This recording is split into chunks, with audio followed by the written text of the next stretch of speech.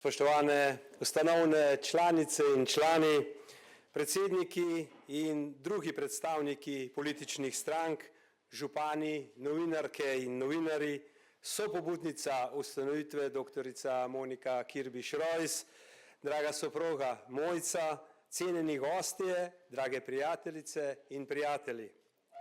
Z velikim ponosom vas pozdravljam na ustanovnem kongresu stranke Fokus. Danes smo tukaj, ker verjamemo v moč sprememb. Slovenija si zasluži več in kar je najpomembneje, Slovenija zmore več. Stranka Fokus nastaja z jasno vizijo. Slovenijo želimo usmeriti na pot ustvarjalnega razvoja in napredka, pri tem pa ohraniti temeljne vrednote, ki nas povezujejo kot narod in kot družbo. Fokus ne bo zgolj še ena politična opcija, ker mi mislimo resno. To bomo danes na kongresu tudi dokazali.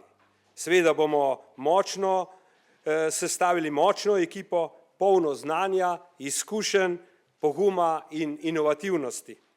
Predstavili vam bomo premišljen, celovit in vizionarski program, ki je odgovor na izzive prihodnosti. Stranka Fokus si upa biti moderna, drzna in ambiciozna, ker verjamemo v boljšo Slovenijo in prinašamo svež ter neobremenjen pristop v obstoječi politični prostor.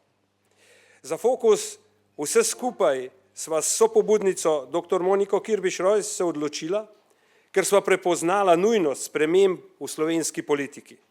Večkrat sva na lastni koži izkusila, da pogosto dobri strokovni predlogi ostajajo prezrti v zakonodajnem postopku ali drugih pomembnih odločitvah. Prav tako se ljudi po nepotrebnem ne deli na vaše in naše. Namesto da bi iskali skupne rešitve v dobro vseh nas. Verjamem, da lahko s svežimi idejami, jasnimi pristopom in trdno voljo oblikujemo pravo alternativo, ki bo Slovenijo usmerila na pot razuma in enakomernejšega razvoja. Kdaj, če ne zdaj? Ob tej priložnosti se želim zahvaliti vsem ustanovnim članicam, ustanovnim članom za vašo podporo in zaupanje. Brez vaše odločnosti in predanosti ta trenutek ne bi bil mogoč. Skupaj gradimo gibanje, v katerega tudi verjamemo. Vaša in naša vizija je jasna. Želimo graditi razvojno naravnano in odgovorno družbo, ki se ne bo izgubljala v ideoloških razpravah, temveč bo iskala konkretne in učinkovite rešitve za izzive današnjega časa. Vsakega, ki deli to vizijo, vabimo k soustvarjanju Slovenije, kot si je želimo, uspešne, inovativne in privlačne. In zares hvala, ker ste danes z nami. Iz srca hvala tudi moji dragi Mojci za neomajno podporo, tako doma kot na službeni oziroma poslovni poti, zdaj politični. Iskrena zahvala tudi celotni ekipi, ki je pripravila ta kongres. Naj bo ta trenutek začetek naše skupne poti k napredku, k odgovornemu vodenju in sodobnemu upravljanju države. Fokus za Slovenijo s ciljem. Hvala lepa.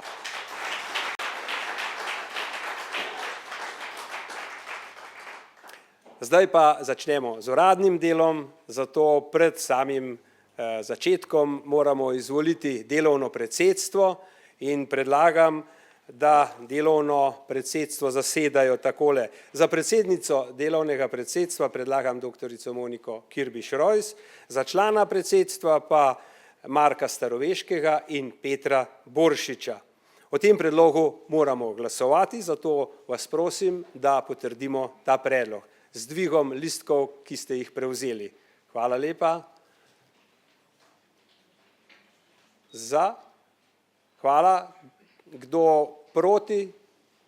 Kdo vzdržal? Hvala lepa. Soglasno smo potrdili predlog. Prosim, da delovno predsedstvo zasede svoje mesto na predsedujoči mizi in začne s svojim delom.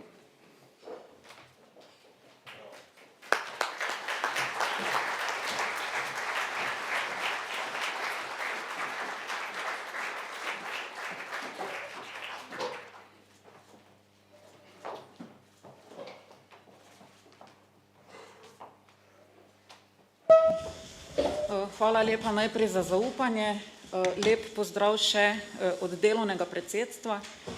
Mogoče za začetek samo dve tehnični navodili, se pravi, o vsem bomo glasovali tako, kot ste zdaj, z dvigom kartončkov, ki ste jih prejeli, in pa ker smo zdaj še koncentrirani, bi vas rada opozorila, da po koncu kongresa se bomo potrudili biti učinkoviti, bo najprej razrez torte in pa fotografiranje vseh in pa potem še organov posebej, tako da lepo prosim, da smo potem na koncu na to pozorni. Zdaj najprej moramo potrditi dnevni red kongresa, tako da tu vidite program kongresa in prosim, da o tem dnevnem redu tudi glasujemo.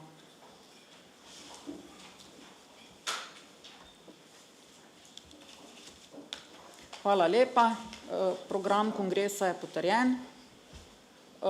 Sedaj se moramo dogovoriti tudi o tem, kdo bo pisal zapisnik.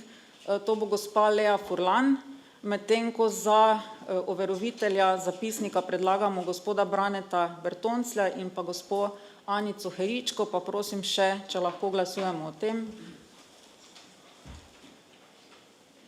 Hvala lepa. Potrjeno.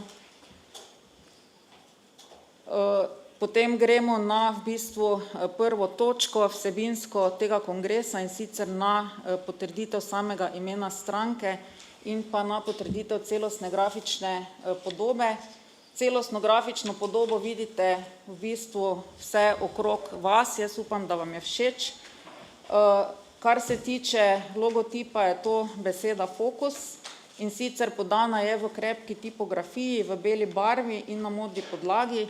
Naša posebnost pa je tudi ta tarča zelena, ki jo vidite tudi na prezentaciji. To pa simbolizira tarčo oziroma cilj, zaradi tega, ker se pač želimo, kot boste videli tudi v nadaljevanju, osredotočiti na neke konkretne rešitve, ki jih Slovenija potrebuje in jih tudi realizirati v realnosti. Za te barve smo se odločili, več bo o tem v nadaljevanju povedal gospod Lotrič, ampak gre za kombinacijo modre, zelene in pa bele. To ni izbrano slučajno, ampak pri tem pravzaprav izhajamo iz naših vrednot. Modra je tradicionalno povezana z neko tradicijo, stabilnostjo, simbolizira zaupanje, zanesljivost in pa profesionalizem. Zelena pogosto predstavlja svobodo, liberalnost in ekološko zaveščenost, prav tako rast, harmonijo in pa svežino. Bela barva pa predstavlja nevtralnost, transparentnost in čistočo ter seveda poštenost in pa integriteto. Tako da vse to je bilo pravzaprav narejeno zelo premišljeno. Kolikor smo uspeli oziroma je bilo potrebno, smo vse materiale, ki jih potrebujemo, pripravili do danes. Tako da se tudi iskreno zahvaljujem vsem tem, ki so nam pri tem pomagali, tisti, ki so nam dobro vejo, kateri so bili. V nadaljevanju pa bomo seveda to grafično podobo še razširili. Tako da to je na kratko glede tega. Samo ime bo tudi v nadaljevanju razloženo, kako je nastalo. Mislim, da vsi razumemo, za kaj gre. Zdaj pa vas prosim, če lahko tudi ime stranke in pa grafično podobo glasujemo o tem, ali se strinjate, da tako nadaljujemo. Hvala lepa. Mislim, da je soglasno potrjeno, v kolikor pa ima kdo kaj proti, pa vas prosim, da se oglasi. Kar se tiče našega pojavljanja, nekako smo se že v preteklosti navadili, da moramo biti kar aktivni v tej dobi na družbenih omrežjih. Pravzaprav smo tudi ta vsa omrežja že vzpostavili, vse bo tudi aktivno danes popoldne, Facebook že deluje, Instagram deluje, Twitter profil deluje oziroma X, se opravičujem, medtem ko spletno stran pa bomo odprli po kongresu, zaradi tega, ker res želimo na spletno stran naložiti dokumente, ki jih boste ustanovni člani potrdili. Tako da do zdaj spletne strani nismo odpirali, ampak ste gradivo dobili ob prihodu na kongres. Vkolikor boste imeli za nas kakršnakoli vprašanja, nas lahko preko teh zadev kontaktirate. dosegljivi pa smo bliže tudi v času priprave kongresa preko našega e-maila, ki je fokus@fokus.center.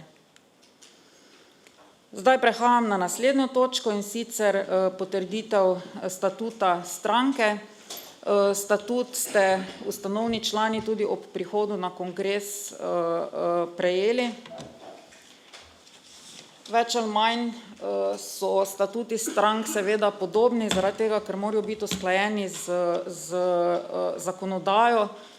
Seveda si pa lahko potem v okviru nekih posameznih poglavij privoščiš tudi malo svobode pri oblikovanju svojega statuta. Tako da jasno je definirano v statutu, recimo, da se v izvršilni odbor voli na kongresu do 7 članov, 5 članov lahko potem v nadaljevanju predsednik imenuje sam. Kar se tiče sveta stranke, je na kongresu izvoljenih do 25 članov stranke, potem člani izvršilnega odbora, nadzornega odbora so hkrati člani sveta stranke, nadzorni odbor ima 5 članov. Kdo so te osebe, boste videli v nadaljevanju kongresa, ki jih bomo izvolili. Kar se tiče podpredsednikov, pa imamo v statutu dano možnost, da lahko ima stranka do 3 podpredsednike, jih bo pa imenoval predsednik stranke. Zelo stavimo tudi na strokovni odbor, seveda kar se tiče strokovnega odbora, tam ne bomo dali pogoja, da so člani strokovnega odbora člani stranke, ampak bomo k temu skušali pritegniti največje strokovnjake na določenih področjih. Tu v nadaljevanju bomo pokazali, na kak način smo si delovanje strokovnega odbora zamislili. Nekateri odbori pa so že sedaj bili zelo aktivni, oziroma nekateri ljudje, ki smo pripravljali sam program. Tako da to je statut stranke na kratko. Probali smo ga čisto iskreno napisati tudi preprosto in bomo potem neke zadeve urejali tudi v internih aktih stranke, glede na to, kako se bomo tudi na posameznih organih dogovorili. Tako da statut stranke dajem na glasovanje in vas prosim, da o njem glasujete. Hvala lepa. Statut je potrjen. Naslednja točka, za katero nadaljujemo, je program stranke naše, oziroma bom rekla programska izhodišča, zaradi tega, ker računamo, da bo v prihodnjem letu ta program skupaj z našimi strokovnjaki še nadgrajen, ampak mislim, da izhodišča so zelo dobra osnova. In k predstavitvi programa bi v bistvu povabila gospoda Lotriča. Ima pa tudi kar nekaj gostov, ki bodo pomagali potem pri predstavitvi posameznih poglavij v tem programu. Gospod Lotrič, izvolite.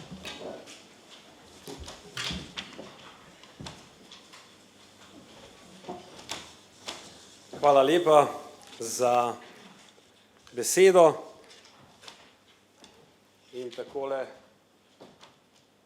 In takole prehajamo na predstavitev razvojna vizija Slovenije oziroma program Fokusa, stranke Fokusa. In sicer na začetku naj povem, da sva skupaj z Moniko nekje od septembra leta 2023 aktivno pričela z delom, tako na socialnih omrežjih, tako na povezavi tudi do medij. Najprej je nastala beseda lokus, in sicer iz, bom rekel, črk, vrednot, katere stranka zasleduje. In sicer lokus je filozofija našega fokusa, in kar sama po sebi beseda pomeni, je nadzor. Kakšen nadzor si pravzaprav želimo? A si želimo notranji nadzor, a si želimo zunanji nadzor? Se pravi, notranji poskušamo mi upravljati pošteno najprej sami s sabo, potem pa tudi vplivati na druge, ker nekega zunanjega vpliva si pravzaprav res ne želimo v smislu, ja, saj nam vsi drugi dirigirajo. Liberalno-konzervativna unija Slovenije je namreč kratica Locusa in Locus stoji na treh temeljih, treh sklopih vrednot, to so liberalne, humanistične in pa konzervativne. In po kar nekaj debatah, kar nekaj razmišljanj skupaj z, bom rekel, tudi širšimi ali pa večjo skupino ljudi, smo prišli do ene, bom rekel, spremembe seveda pri tem, in sicer smo te tradicionalne vrednote izpostavili, to pa zdaj govorim o vrednotah, ki jih zasleduje Fokus. Namreč tradicionalne vrednote so tista osnovna bit nas, Slovenk in Slovencev, na temu področju, v tej naši Sloveniji. In sicer seveda si želimo prostega ekonomskega trga, lastnina, da je pomembna, tradicija, da je družina, spoštujemo red in zakone, in pa nekaj patriotizma, tistega zdravega v nas. Naslednje so liberalne vrednote.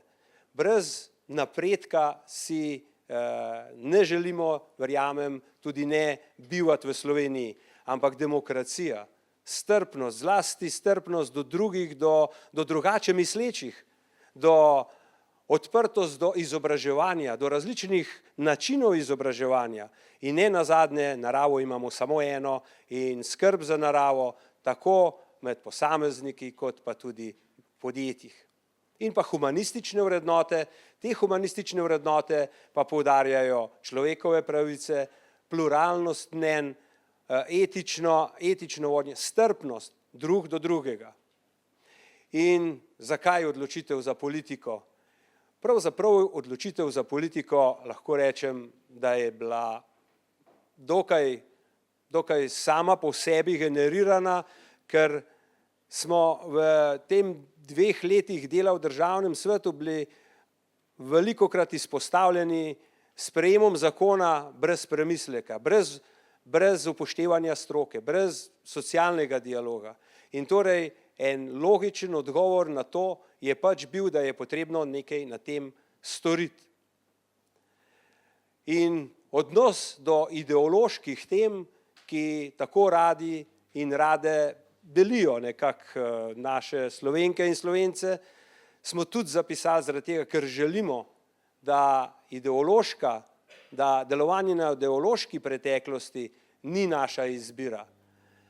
To prepustimo stroki, prepustimo pietetnemu spominu na vse umrle. Bili smo pa zelo veseli in počaščen sem, da smo bili povabljeni v Zvezo naprednih držav, v Zvezo NATO in Zvezo Evropske unije, ki po eni strani skrbi za našo varnost in po drugi strani za našo, bom rekel, lahko rečemo tudi siceršnjo boljše življenje tako posameznikov kot pa tudi podjetij. Migracije, glejte, v zgodovini so Slovenke in Slovenci večkrat potrebovali zavetje tudi drugih držav. In verjamem, da smo sami tudi v preteklosti pokazali to empatijo do ljudi, ki so prihajali kot begunci v našo državo in za katere smo poskrbeli.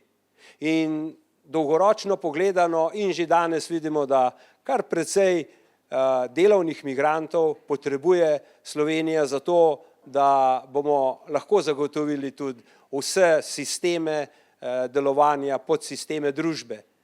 Ampak nekaj je pa pomembno, nezakoniti, ilegalni migranti pač za vstop ne morejo priti v Slovenijo na način, da bodo oni kreirali kulturo Slovenije, da ne bodo spoštovali zakonov, da bodo kršili predpise. In za konec smo veliki navdušenci tudi digitalizacije.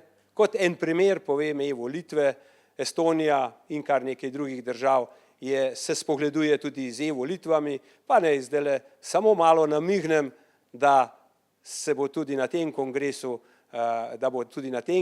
prikazana en lep poskus digitalizacije v nadaljevanju. Omenjena so bila prednostna področja, to so področja dela, kjer bomo dejansko povabili k sodelovanju strokovnjakinje in strokovnjake, pa v nadaljevanju bomo šli čez te naše ključne stebre. Ja, gospodarstvo se mi zdi, da je potreben povedati, da ekonomska varnost, poleg teritorialne varnosti, prehranske in energetske samooskrbe je ena izmed temeljev suverenosti naše države. Kaj pri gospodarstvu je potrebno narediti? Zelo na kratko lahko rečemo, treba je postaviti poslovno okolje, ki si ga gospodarstvo, podjetništvo, obrt zasluži.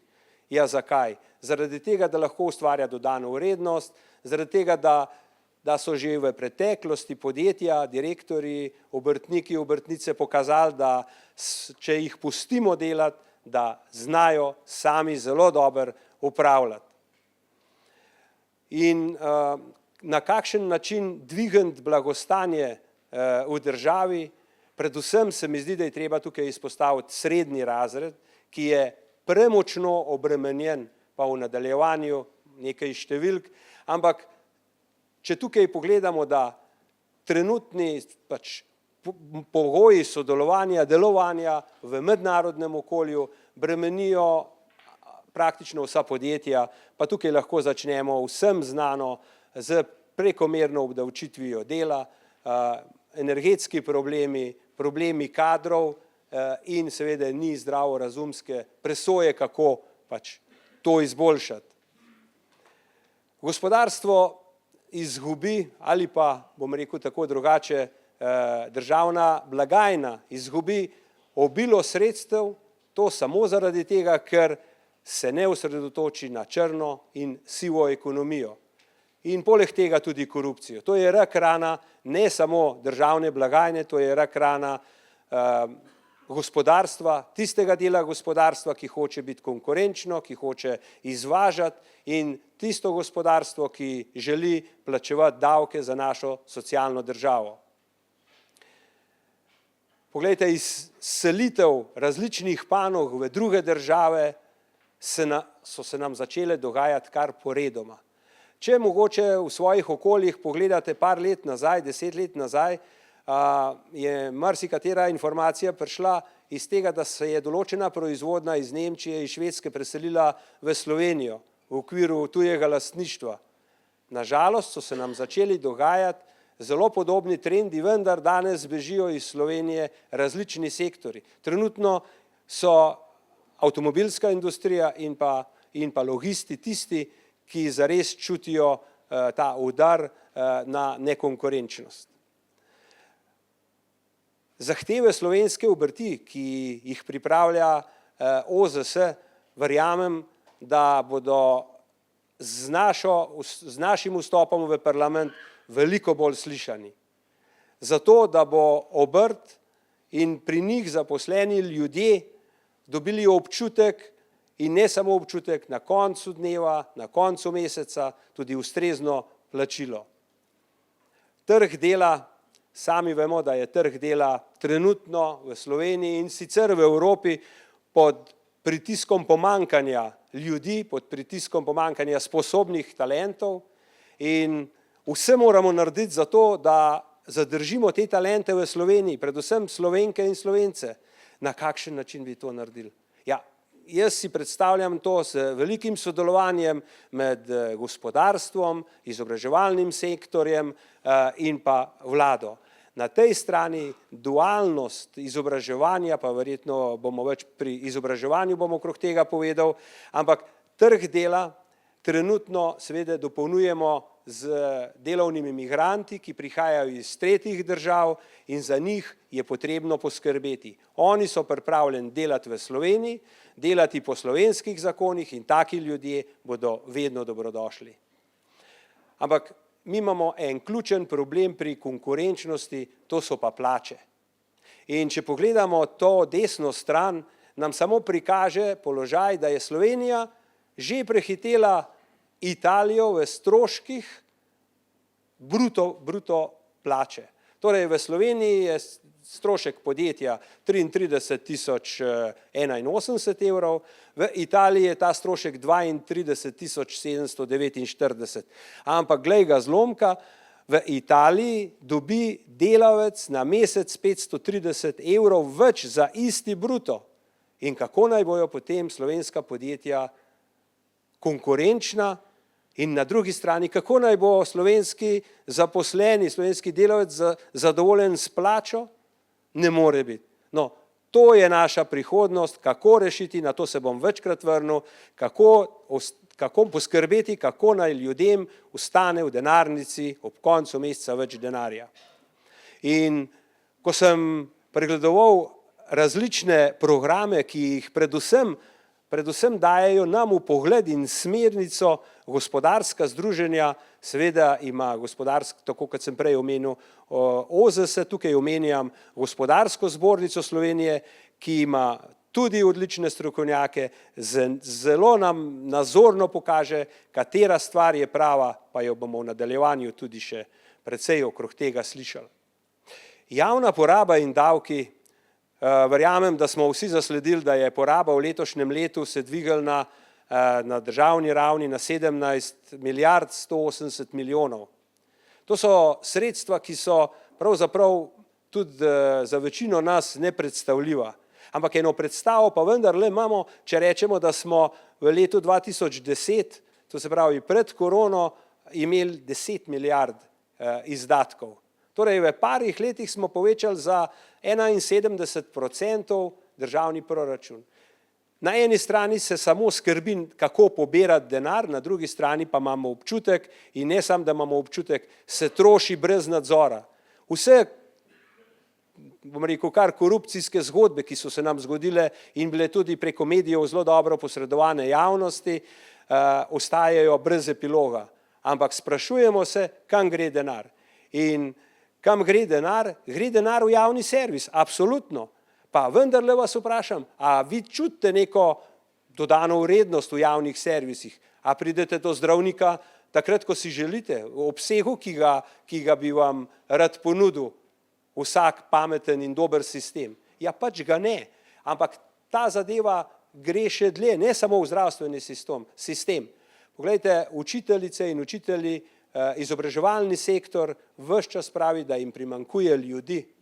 Ampak denarja v ta sistem se zlije več in več. Torej nekaj ne funkcionira, pobiramo več denarja, na drugi strani pa pač ne damo in nimamo rezultatov v temu javnim servisu. Torej večji poudarek na trošenju, kot pa samo na pobiranju davkov. In prehajamo na razvoj in regionalno politiko in kdo, če ne dr. Monika Kirbiš Rojs, zna več povedati v Sloveniji na to temo. Zato, Monika, te vabim tukaj, da nam predstaviš tvoje delo v skupini. Namreč dr. Monika Kirbiš Rojs je sodelovala v 5 vladah, trenutno 2 leti deluje kot generalna sekretarka v državnem svetu in je strokovnjakinja tudi za koriščenje evropskih sredstev. Pa vprašanje je, da v okviru strokovnega odbora, ki ga vodiš, ste ta program že kar zelo dodelali, pa ga nam prosim malo razloži. Ja, hvala Marko, mi smo se kar hitro zorganizirali, ker nas je kar nekaj, ki se s tem področjem ukvarjamo, tako da v bistvu naš program, kar se tiče, bom rekla, evropskih sredstev in pa regionalne politike, je v bistvu že končan. Če bi danes bilo potrebno, lahko te ukrepe začnemo izvajati in tudi vemo približno kdaj v nekem 4-letnem mandatu bi se česa lotili. Zdaj ne vem, koliko spremljate področje, ker evropska sredstva so sicer kar zahtevna, pa tudi običajno nobenega ne zanimajo, zato ker so tako zahtevna. Ampak trenutno, kar se tiče obdobja kohezijske politike 2021-2027, je Slovenija zadnja, kar se tiče črpanja oziroma koriščenja, je pravilni izraz, povsem na repu 27 držav članic oziroma črpanje je 0 evrov. Z načrtom za okrevanje in odpornost, bom rekla, smo kot Slovenija nekje na 1/3 porabljenih sredstev, medtem ko Hrvaška na 2/3. Tako da mi bi se sigurno tega lotili, da bi bil na tem področju malo večji red, da bi se delalo hitreje. Prvo kot prvo je težava, da se je te zadeve razbilo na 20 ministrstev, namreč toliko ministrstev Slovenija v tem trenutku ima, kar verjamem, da je tudi težko kontrolirati. Poleg tega bi pa bilo smiselno vse te razvojne zgodbe združiti pod en resor. Trenutno je razvojna politika v Sloveniji porazdeljena na 3 resorjih, razvoj kot tak in lokalna samouprava na Ministrstvu za javno upravo, načrt za okrevanje in odpornost na Ministrstvu za finance in regionalna politika oziroma kohezijska politika na Ministrstvu za kohezijo. Tako da v bistvu tisti, ki izvajajo projekte, pa recimo dam za primer župane, se lahko zgodi, da z enim projektom morajo potem v Ljubljani hoditi na 5 ministrstev, kar je praktično nemogoče. Definitivno bi zadeve, glede na to, da smo v digitalni dobi digitalizirali, ljudje še vedno nosijo po 30 fasciklov za neke večje projekte v potrditev v center Ljubljane. Vsekakor pa bomo zagovarjali v naši ekipi, da Slovenija potrebuje pokrajine. Vem, da boste rekli, da je to nemogoče, namreč v ustavi so zapisane v 143. členu, nismo pa jih v 30 letih uspeli uvesti. Zavedamo se, da zato potrebujemo v vladi dvotretjinsko oziroma v parlamentu dvotretjinsko večino, kar bo težko, ampak če bi imeli pokrajine, verjamem, da bi tudi ta denar, ki dejansko pripada regijam, ne centru Slovenije, tudi bolje pokoristili. Kaj pa misliš, katere naloge so pa tiste, ki bi jih pokrajine zagotovo lahko same upravljale?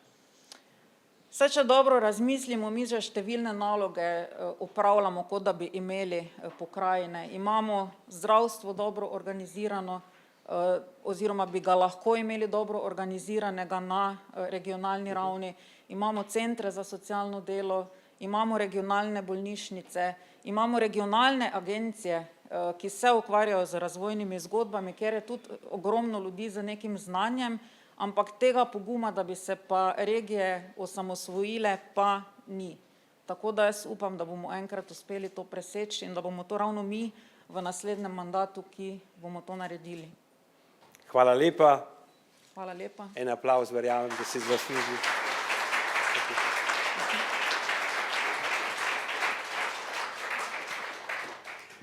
Ja, drži. In naš naslednji gost, če naj tako rečem, pa je gospod Franc Bogovič. Franc Bogovič, izvoli.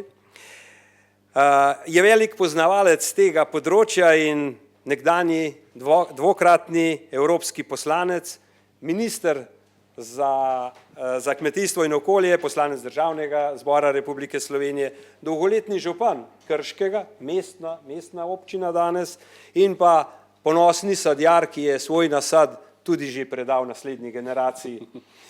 In vprašanje o energetiki najprej. Kakšna je po vaše vizija prihodnega energetskega koncepta Slovenije, da bomo krepili lastno preskrbo z energetiko in energijo, in kako bi izboljšali NEPN, nacionalni energetski podnebni načrt? Le tega je namreč vlada že poslala v Bruselj, pa ne nazadnje slišim kar nekaj pripomb na te temo. Izvoli, Franc. Hvala, Marko. Lep pozdrav vsem, sodelovnim članom, tistim, ki smo povabljeni na ta kongres, in veseli me, da tudi povabite druge, ki smo že kaj tudi v življenju skozi dal, kajti v Sloveniji najbolj ni navada, da ko se enkrat zunaj politike ali pa ko odhajaš, da te kdo vabi. Tako da mislim, to je tudi neka praksa, ki bi bilo dobro nadaljevati, in želim veliko sodelovanja. Kot krški župan 98. leta sem postal, sem se hočeš nočeš moral kot agronom vreči tudi na polje energetike.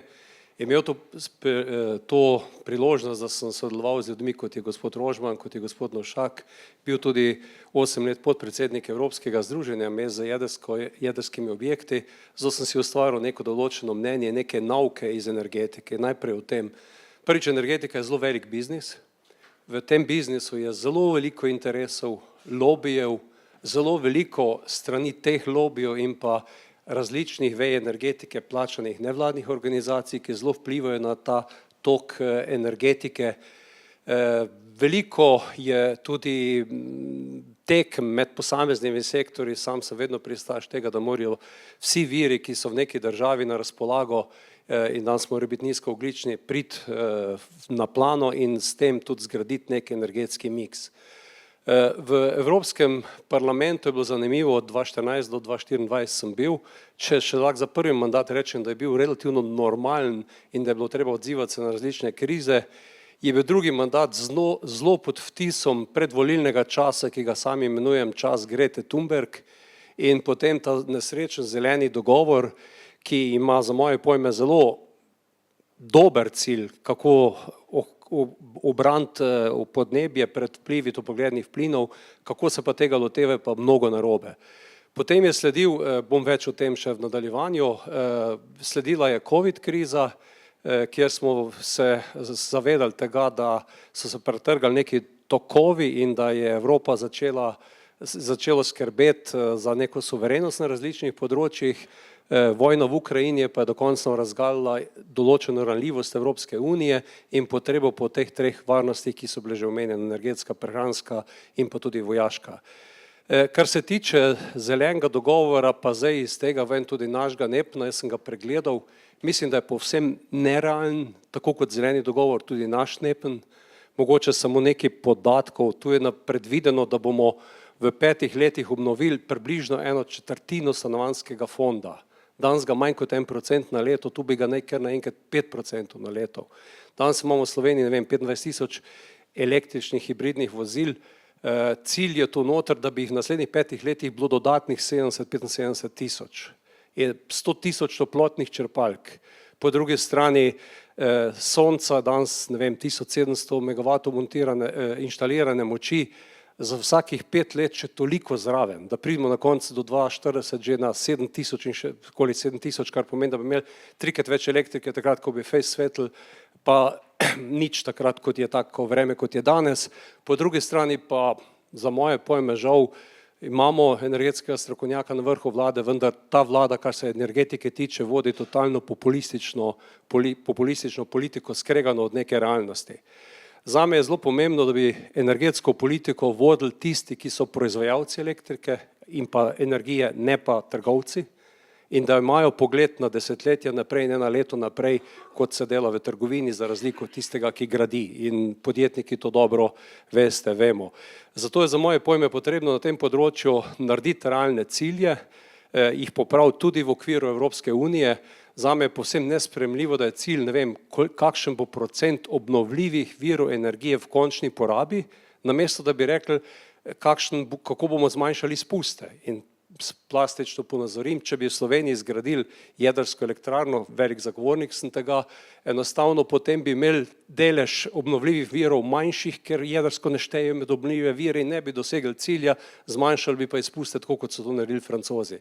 Tako da jaz mislim, da je treba v tem enostavno, čas bo pokazal in mislim, da zelo hitro, da je to en blef, kaj je bilo poslano v Bruselj, da to nima realne osnove, da bo treba postaviti na glavo, ali že v tem mandatu, zagotovo v naslednjem, in da je treba se predvsem osredotočiti na koriščenje vseh virov in zagotavljanje virov od, ne vem, spodnja Sava do konca, srednja Sava, geotermija, biomasa, nekateri bi prepovedali drva, pa imamo naš vir. Zagotovo pa mislim, da bo jedrska energija igrala pomembno vlogo, bodisi tako veliki reaktorji kot mali reaktorji. Bil sem odporočevalec za to področje v Evropskem parlamentu in tu se dogaja zelo velik razvoj in na takšen način mislim, da bi lahko Slovenija, pa tudi Evropa, zgradila večjo samooskrbo, kajti danes gremo vsi skupaj že krepko izpod 50% lastnih virov energije in to na nek način ni vzdržno na dolgi rok. Ja, hvala lepa. Pa če preideva še na drugo vprašanje, kar se tiče kmetijstva. Namreč, kaj vse bi morali storiti na ravni države, da odločneje podpremo domače kmete, da se bo upočasnilo opuščanje kmetij in da bodo mladi se v večjem številu odločali za prevzem teh kmetij. Kako zgraditi ta sistem, ekosistem kmetij, da bi postali bolj samooskrbni in seveda, da ta prehranska varnost postane nekaj normalnega? Zdaj najprej v kmetijstvu, ki je tudi ena od skupnih politik Evropske unije, najbolj na nek način najdaljša, pa tudi najbolj urejena, so te osnovni cilji, ki so izhajali iz tega, da moramo predelati na evropskih tleh dovolj zdrave hrane, da morajo kmetje od tega živeti. Po drugi strani pa se je temu dodali tudi okoljsko noto in pa noto regionalnega razvoja. Zato mislim v Sloveniji najprej, kar je potrebno narediti, priznati kmetijstvu vlogo, ki jo opravlja. Tako na eni strani, da pridelamo dovolj hrane za kmetje, po drugi strani, da je okolje v Sloveniji to zeleno lepo, zato ker to delajo kmetje, ne komunalci, in da nihče ne bo to bolje deloval. In to, kar mislim, da krasi Slovenijo kot eno najlepših evropskih držav, je to, da imamo kvalitetno poseljeno podeželje. In vse te elemente je potrebno priznati in tudi spodbujati. Prenehati je treba z to gonjo proti kmetijstvu. Enkrat je to živinoreja, bodi si metan, bodi si, ne vem, vegani, ki imajo svojo ideologijo na tem področju in bi prisilili nam spremeniti vse prehranske navade, bodi si je to, ne vem, raba pesticidov. V Sloveniji smo od leta 2000 razpolovili porabo pesticidov in ta trend je velik, ne pa da nekdo, kar bi prepovedal pesticide in gnojila kot na Šrilanki, kjer se ta eksperiment ni išel. In zato je treba najprej ta osnovni del priznati ta pomen. Zdaj pri mladih in pa pri opuščanju kmetij mislim, treba zelo biti bolj precizen v tem delu. Res je, da se število kmetij v Sloveniji zmanjšuje, hektari, ki so pa obdelani, so pa približno na istem nivoju. In to je povezano s tem, da imamo v Sloveniji 35% lastnikov kmetij, ki so starejši od 65 let. In jaz upam trditi, da bo od teh zagotovo 20% tistih, ki ne bodo imeli nasledstva na svoji kmetiji in bo število kmetij se zmanjšalo, je pa treba moderirati ta proces prehajanja v roke mlajšim. Mladi kmetje, 5% jih je mlajši od 35 let, tu podpora tem ukrepom mladih kmetov, tako finančno ob zagonu. Potem mislim, da bi moral se aktivno vlogo odigrati sklad kmetijskih zemljišč, ki razpolaga z državno zemljo, dati nekaj te zemlje, ki ima danes velika podjetja, v roke mladim kmetom, po drugi strani pa tudi pomagati pri zaokroževanju kmetij, kjer še danes ni v rokah države, ampak so ta zemljišča na nek način na trgu. Tako da to se mi zdi eden ključnih elementov, kako mladim, ki so nosilci sprememb, digitalno pismeni ljudje in konec koncev razumejo trende, trženje in podobno. Povezovanje kmetov, nujno, to je naloga kmetov, da se bolje povežemo, po drugi strani pa zagotoviti tudi boljši dohodkovni položaj na kmetiji. Ena študija, ki je bila narejena v okviru Evropske unije, je zelo zanimiva, da danes v Evropi 12% odhodkov gospodinjstev damo za hrano. Kmetje dobimo 3% od teh 12. Oziroma, to je 1/4. In tu noter je prvi prostor za bolj poštene odnose v tej trgovski verigi. V Sloveniji se zelo dobro obnese ta prodaja na domu, lokalna oskrba in podobno. Tu mislim, da so velike možnosti še in v tem dohodkovnem položaju skrbi za mlade vidim te rešitve. Pri samo oskrbi pa mislim, da je treba najprej se zavedati, da imamo okrog 800 kvadratnih metrov kmetijskih obdelovalnih površin njivskih na človeka. Pomeni, da bomo zelo težko vse, kar se predela na njivah, predelali doma, da nekaj bomo uvozno odvisni, lahko bi preusmerili v več, ne vem, krušne, pšenice, krušnih žit, da bi na tem polju bili bolj oskrbni, mogoče del prehrane, krme, ki zraste na njivah in gre v prehrano živinorejo, preusmeriti v to. Po drugi strani pa imamo 55% vseh površin so pa travinja, zato je prav, da se podpira živinoreja. V Sloveniji imamo tudi manj kot eno GVŽ, se pravi eno kravo na okroglo na hektar, kar je to, kar zagotavlja rodovitnost tal, nikakor ni to breme, obremenitev proti kakšni Nizozemski, Danski, kjer je 608, zato je treba imeti svojo kmetijsko politiko, tako kot energetsko, tudi kmetijsko. In v tem delu mislim, da je pa potrebno iti s sektorskimi politikami in enostavno oceniti, ne vem, za zelenjadarstvo je treba več steklenjakov, plestenjakov, namakanje, sadjarstvo, protitočne mreže, diverzifikacija panog in iti od panoge do panoge in zelo načrtno v sodelovanju s kmeti to narediti. Naj zaključim pa s tem, kar je pri kmetijstvu zelo pomembno in se danes zopet ne dogaja. Kmetijske politike, brez da bi jo vodili s kmeti, je pač enostavno ne bo. In tu mislim, da je treba z zmernim tonom, pa z enim znanjem, pa z razumevanjem in spoštovanjem iti v to smer. Ja, hvala lepa. Hvala. tako kot pri mnogih drugih stvarih, a ne, bomo rekli, tudi tukaj nič o kmetih brez kmeta. Vendar o kmetijski politiki vabim tukaj k meni tudi še strokovnjaka Petra Boršiča. Peter Boršič prihaja iz Ministrstva za kmetijstvo, gozdarstvo in prehrano. Peter, izvoli. Kaj bi v tej politiki, kmetijski politiki vpliva kmetijstvo na okolje, kaj bi dodal, ali se s povedanim strinjaš, ali kakšno je tvoje razmišljanje? Hvala lepa. Mislim, da je gospod Bogovič zelo lepo nakazal neke stvari. Jaz tudi, ko me je gospod Lotrič prej povabil, da sem strokovnjak, vsi smo strokovnjaki, ker doma vsi jemo hrano in vsi seveda želimo, da bi hrano, ki jo jemo, bila kakovostna, da bi bila seveda naša slovenska. Slovenija ima seveda izjemno geografsko lego, imamo seveda tudi izjemne naravne vire in nenazadnje majhno populacijo, da bi bili lahko sposobni imeti svojo lastno samooskrbo, kakor s hrano, tako tudi z vodo. Jaz bi mogoče vzel raziskave, v Sloveniji je bilo precej raziskav opravljenih o samooskrbi in vse nam seveda prikazujejo, da ima Slovenija 70% samooskrbo v sektorjih mleka, najpomembnejši sektori, se pravi mleko, meso, žito, sadje in zelenjava.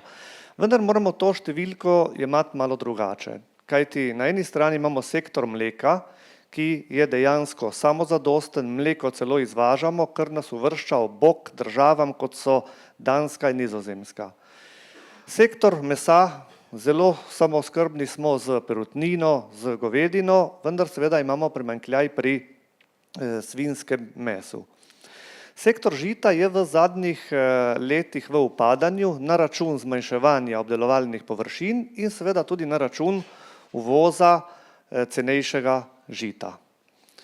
In nenazadnje imamo tukaj sektor sadja in zelenjave, to sta dva sektorja, v katerih Slovenija seveda ima komaj 30% oskrbo, kar pomeni seveda, da glede na to, da imamo precej jabolk, ki jih poznamo, vendar nam manjka sadja. Predvsem se je to izkazalo za časa pandemije COVID, ko se je prvič seveda tudi pričelo govoriti o prehranski varnosti in prehranski samooskrbi v Sloveniji in je takrat tudi, lahko rečemo, Slovenija bila vesela, da v nobenem trenutku nismo imeli problemov, kaj bo z našo samooskrbo, vendar se moramo zavedati, da obstajajo določeni izzivi, ki jih bomo morali seveda v prihodnosti tudi rešiti.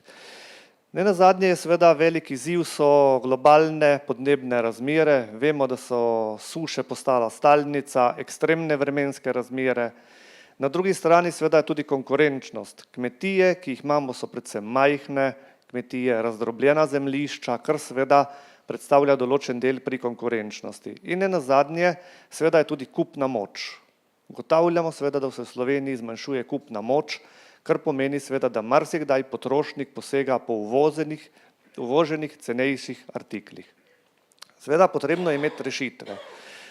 Rešitve, že gospod Bogovič je nekaj nakazal, pomembno je seveda naše kmetijstvo, naša samooskrba. Imamo pač Slovenija, lahko rečemo, da je dejansko celotna lokalna, kajti v Sloveniji v eni uri se zapeljemo na drugi del Slovenije, kjer bomo dobili mogoče en kmetijski produkt, ki ga nimamo v svojem. In to je seveda zelo pomembno, da ohranjamo to lastno samooskrbo. Podpora mladim kmetom definitivno mora biti, ker jih potrebujemo vse kmete, predvsem pa mladi, na kateri bodo temeljil razvoj. V tujini, vkolikor še pogledamo, so zadruge eden od paradnih konjev, eden od pomembnih igralcev, kakor na trgu pridelovalcev, tako seveda tudi na trgu trgovcev. V Sloveniji imamo tudi zadruge, ki marsikdaj seveda nam delujejo z majhnim pridihom nekoč bivšega sistema, vendar te zadruge so pomembne, kajti one odkupujejo v prvi vrsti produkte od kmetov, v drugi vrsti pa seveda, kolikor se združijo s kmeti, skupin nastop na trgu lahko privede tudi do boljšega razvoja in večje ponudbe.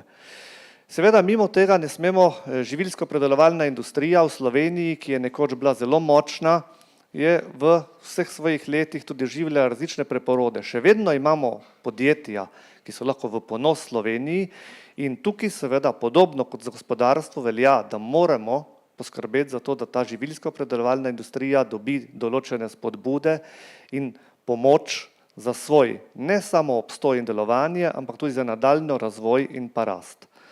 Kajti vse te rešitve, ki jih predvidevamo in s pravilnim pristopom, nam bodo seveda pomagale, da bo Slovenija samooskrbna, da bo Slovenija seveda se čim bolj izognila zunanjim vplivom, prihodu, se pravi uvoženih živil in pa ne nazadnje bomo s tem izboljšali tudi kakovost življenja vseh prebivalcev Slovenije.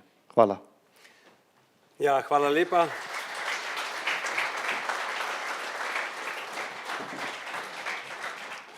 Seveda se kar nadaljuje iz enega sektorja v drugo in bom kar povzel Petrove besede, da jemo zdravo, da jemo domačo hrano in seveda vse to še kako vpliva na zdravje. Zdravstveni sistem sam po sebi, če kdaj potem danes potrebuje predvsem vodje, predvsem človeške odnose, zagotovo imamo izjemne zdravnike, izjemno zdravstveno osebje in pa tudi bolnišnice v tistem delu tako moderne, da lahko presegajo neko povprečje ne samo v Evropi, ampak tudi v svetu. In kje se nam potem vse skupaj to zatakne, potem vidimo, da je problem v organizacijah, nezadostnih kapacitetah, nekoriščenja evropskih sredstev za izgradnjo infekcijskih bolnišnic, tako v Mariboru kot v Sloveniji. Skratka, lahko bi potegnil pod črto, da še celo, da nam manjka denarja, ampak očitno ga nam ne. Poglejte, en ukrep, kjer, bom rekel, vlada predpiše zakon, v katerem je čezmejno upravljanje storitev v Sloveniji kar na lepem dražje ali se poveča za 25 do 30%. In kaj naredijo podjetja? Ta podjetja izvozijo, preselijo sedeže na Hrvaško in so jih preselili še v Avstrijo in so jih preselili še v Nemčijo in seveda zaposleni grejo z njim. In v tem primeru je v Sloveniji po neki oceni med okrog 20.000 zaposlenih zdaj vplačuje v druge blagajne, ne v slovenske. In kje smo z denarjem? Vsako leto Slovenija zgubi okrog 200 milijonov denarja za, bom rekel, lahko tudi zdravstveni sistem.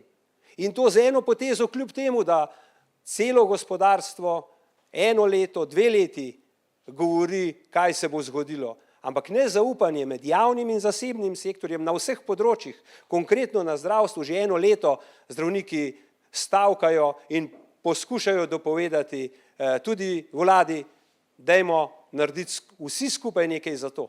No, in tukaj noter se samo kaže, zakaj imamo probleme v zdravstvu. Niso rešljive čez noč, pa vendarle imamo dobre prakse iz tujine, na kakšen način se pa to pospeši. Ampak s temi ukrepi, s to novo zakonodajo, ki zdaj tišči spet na plano, so mi enkrat rekli in lahko ponovim to, da je to dogovor s hudičem po Faustu.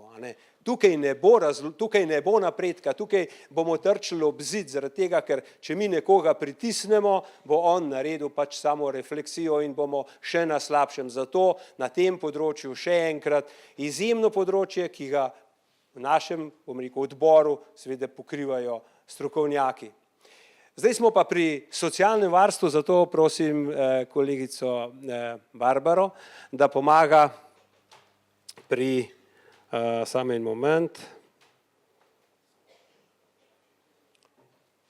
Mogoče samo en moment, ne, bomo potem še gospoda povabili na oder, pa vendarle pri socialnem varstvu, pokojnini, samo en moment, v redu, hvala lepa, isti naslov slajda pa, ja, pogledajte, socialno varstvo, pokojninski sistem.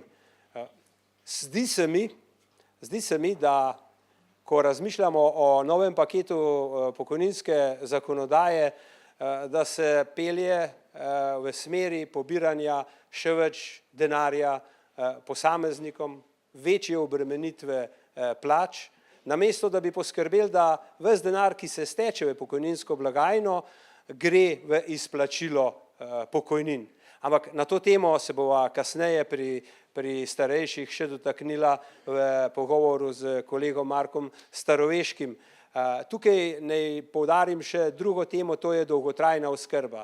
Res je, pri dolgotrajni oskrbi oziroma zakonu za dolgotrajno oskrbo zagotovo ne bomo našli rešitve. Seveda papir prenese vse. Realno stanje pa je tako, da pač ni ljudi, danes so proste kapacitete v domovih za starejše, pa vendarle ni negovalk, ni negovalcev, da bi poskrbeli za te starejše. In samo črka na papirju nas ne bo pripeljala do rešitve, ampak kljub temu bomo pa vsi tukaj zbrani in še vsi tisti plačevali 2% davka, 1% iz neto in 1% iz bruto plače in še kar je najhuje, še 1% bodo upokojenci morali plačevati za dolgotrajno oskrbo. In kaj se nam bo zgodilo s 1. julijem, razen uvedba novega davka? Ja, verjetno nič. In ko je bila vlada poprašana, na kakšen način bo reševala likvidnost državnega proračuna, je vehementno odgovorila, da s prispevkov na dolgotrajno oskrbo. Ne, ta denar je namenjen za starejše, dragi moji na Gregorčičevi. Poskusajte ta denar dati tam, za kar ga bomo zbirali, torej za upokojence in upokojene, za skrb za dolgotrajno oskrbo. Izobraževanje bom tudi kar sam povzel. Namreč pri izobraževanju moramo reči, da sistem izobraževanja v Sloveniji uživa visoko stopnjo zaupanja. Imamo več problemov, en problem so kadri, drug problem so nasilje v šolah, nasilje se pogosto prične že v osnovnih šolah, to je potrebno že, ko smo tam govorili o tradicionalnih vrednotah. Pri tradicionalnih vrednotah smo povedali, da je treba spoštovati red, da je treba spoštovati zakone in da postavimo mesto učitelja nazaj na tisto mesto, kot je bil takrat, ko sem še recimo sam hodil v osnovno šolo. Kaj? To se pravi, užival je učiteljica, učitelj je užival avtoriteto. No in zagotovo je en bistvenih zadev tu, da posodobimo sistem izobraževanja na način, da bo gospodarstvo in negospodarstvo dobilo kader iz izobraževalnega sistema, kot ga pričakuje.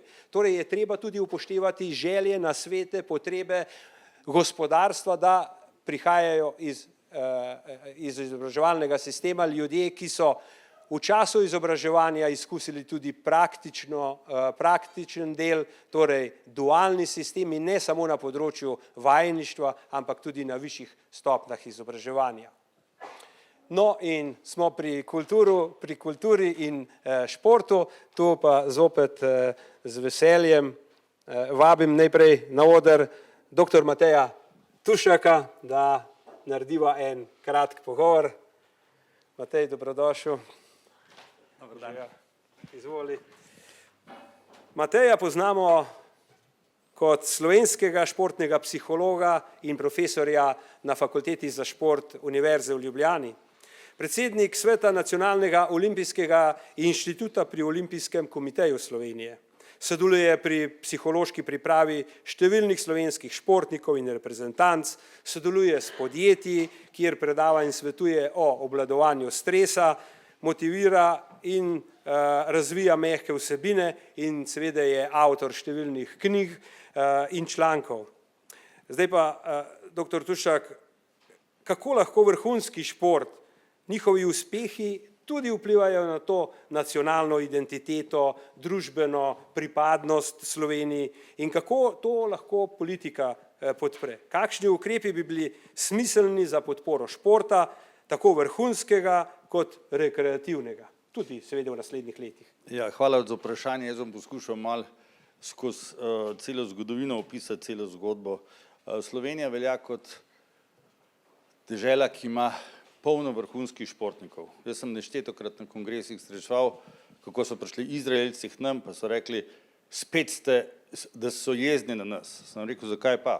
Ker nas čisto vsakič pošiljajo v Slovenijo pogledati, kaj vi delate, da imate toliko vrhunskih športnikov. In to se ne dogaja samo z Izraelci, ampak praktično z vsemi evropskimi narodi. Pri nas so bili francoska televizija, nizozemska televizija, italijanska televizija, angleška televizija.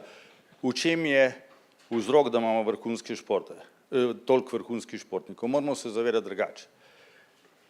Ena izmed redkih stvari, ki jih je nekdanji politični sistem naredil dobro, je odnos do vrhunskega športa. In to je stvar, na katerem, kjer je tudi veliko volonterskega športa, veliko z lokalne skupnosti podprtega športa, to je stvar, ki jo moramo tudi v današnjem sistemu, se pravi, podpirati. Ampak vrhunski šport danes ni prioriteta sodobne družbe. Prioriteta sodobne družbe je zdrava družba. Zdrava družba in mora imeti pa veliko telesno aktivno ljudi. Če hočemo zmanjšati zdravstvene stroške, rabimo imeti ljudi, ki so zdravi. Ljudje, ki so zdravi, so taki, ki ste že prej omenili, imajo dobro prehrano, imajo dobro okolje in so seveda telesno aktivni. Vrhunski šport je pa seveda zelo dober v tem smislu, da stimulira rekreativce, da se ukvarjajo s športom. Poglejte, koliko ljudi v zadnjih letih kolesari. A veste zakaj? Zaradi Primoža Rogliča, pa zaradi Tadeja Pogačarja, pa Mohoriča, ki tukaj iz tega konca izvira, recimo. Se pravi, vrhunski športniki so super vzorniki, ki pomagajo, da se bo ostala skupina relativno neaktivnih prebivalcev začela ukvarjati s športom. Se pravi, vrhunski šport moramo spodbujati. Imamo tudi zelo veliko tudi državno podprtih sistemov, ki pomaga pri vsem tem. Ampak po drugi strani smo dosegli visok status, če pogledamo zadnje olimpijske igre. Nobeden ni o tem govoril, ampak mi smo iz 8 medalj prišli na 3 medalje. Za moje pojme je bil to neuspeh.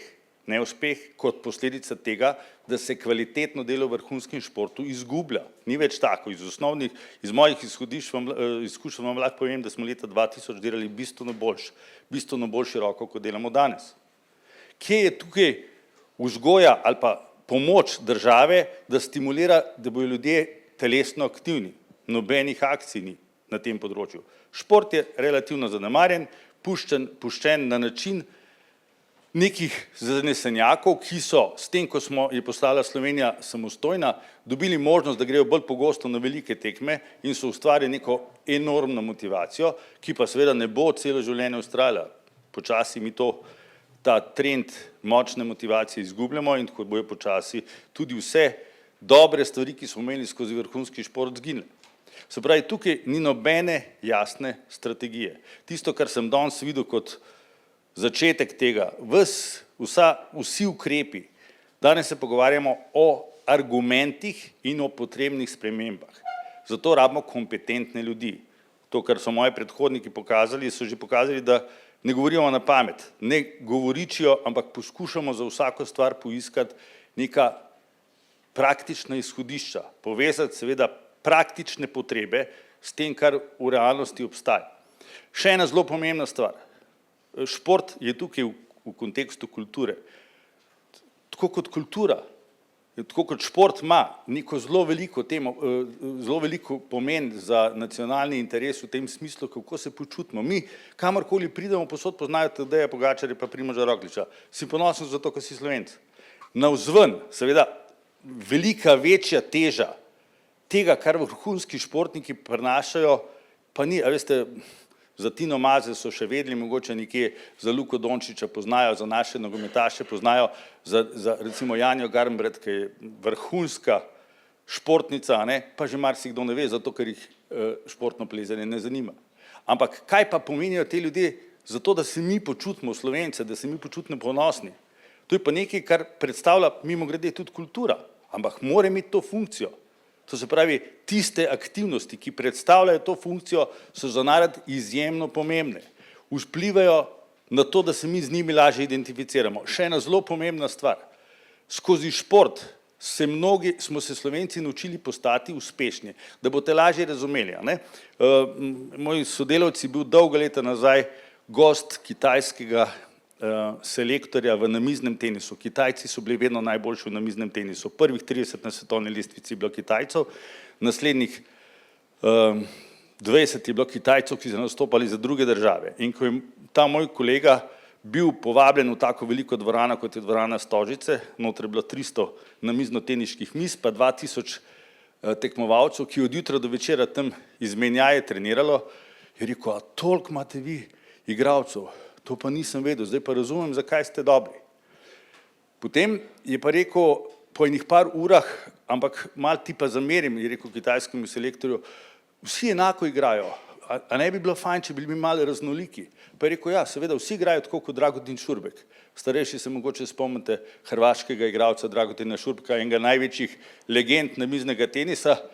Je rekel, a to je bilo leta, ne vem, 95, je rekel, to moram pa jaz mojim kolegom na področju nekdanje Jugoslavije povedati, da vsi Kitajci imitirajo igro Dragutina Šurbeka, to je pa za nas priznanje. Je rekel, ne igrajo vsi tako. Je rekel, vsi sem jih videl.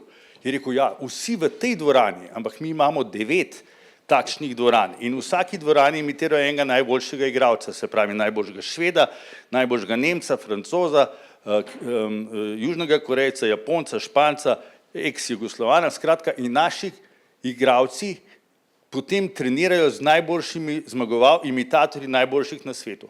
Tako se dela rezultat v drugih državah. V Sloveniji tako ne moremo. Mi nimamo tega talenta. Mi smo se skozi šport naučili, da delamo z ljudmi. In ta proces, kako se naredi vrhunski šport, danes prenašamo v podjetja. Ampak moramo znati to oceniti in moramo vedeti, da če hočemo ustvarjati kompetentne ljudi, se moramo z njimi ukvarjati, moramo imeti posluh, moramo imeti sodelovanje s podjetji. Če tega nimamo, Slovenija nima nikakršne moči narediti kompetentne področje in uspeh. In tukaj vidim, da je šport eno zelo veliko merilo, ki lahko pomaga tudi s tem, da nauči ljudi, kako postati uspešen. Torej, najlepša hvala. Dr. Matej Tušek.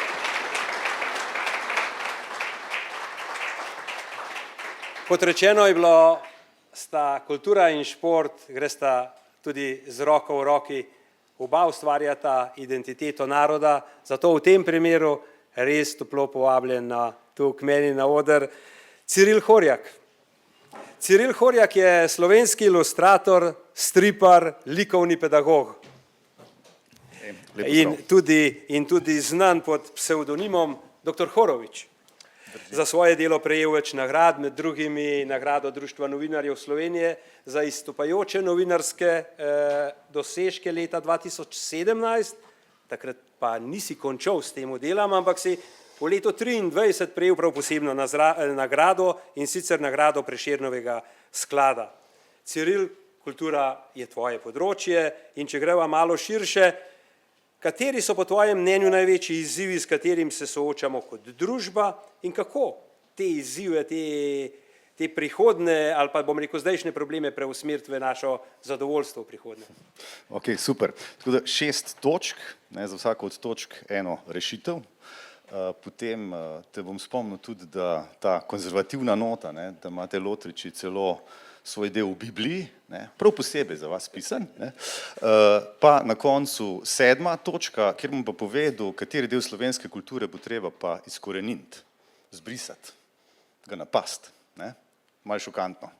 Prvo, kultura kot izobraževalni sistem, se pravi vključevanje kulture v pouk. 3 točke imate, z kolegom Tušakom smo tlele čist na isti liniji, jaz sem seveda risar, tudi doktorski študent, vas lahko v spanje spravim z razpravami o likovni teoriji, ampak narisal sem pa več kot 2000 risb samo za večer, pa ne vem koliko strani stripa. Skratka, risanje, slikanje je tudi delo rok in izhodišče avstro-ogrske izobrazbe na tem področju je bilo seveda tudi pripraviti ljudi, ki znajo precizno delati finomehanične stvari.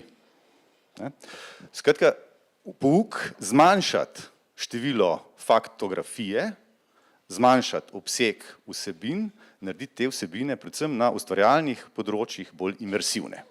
Good.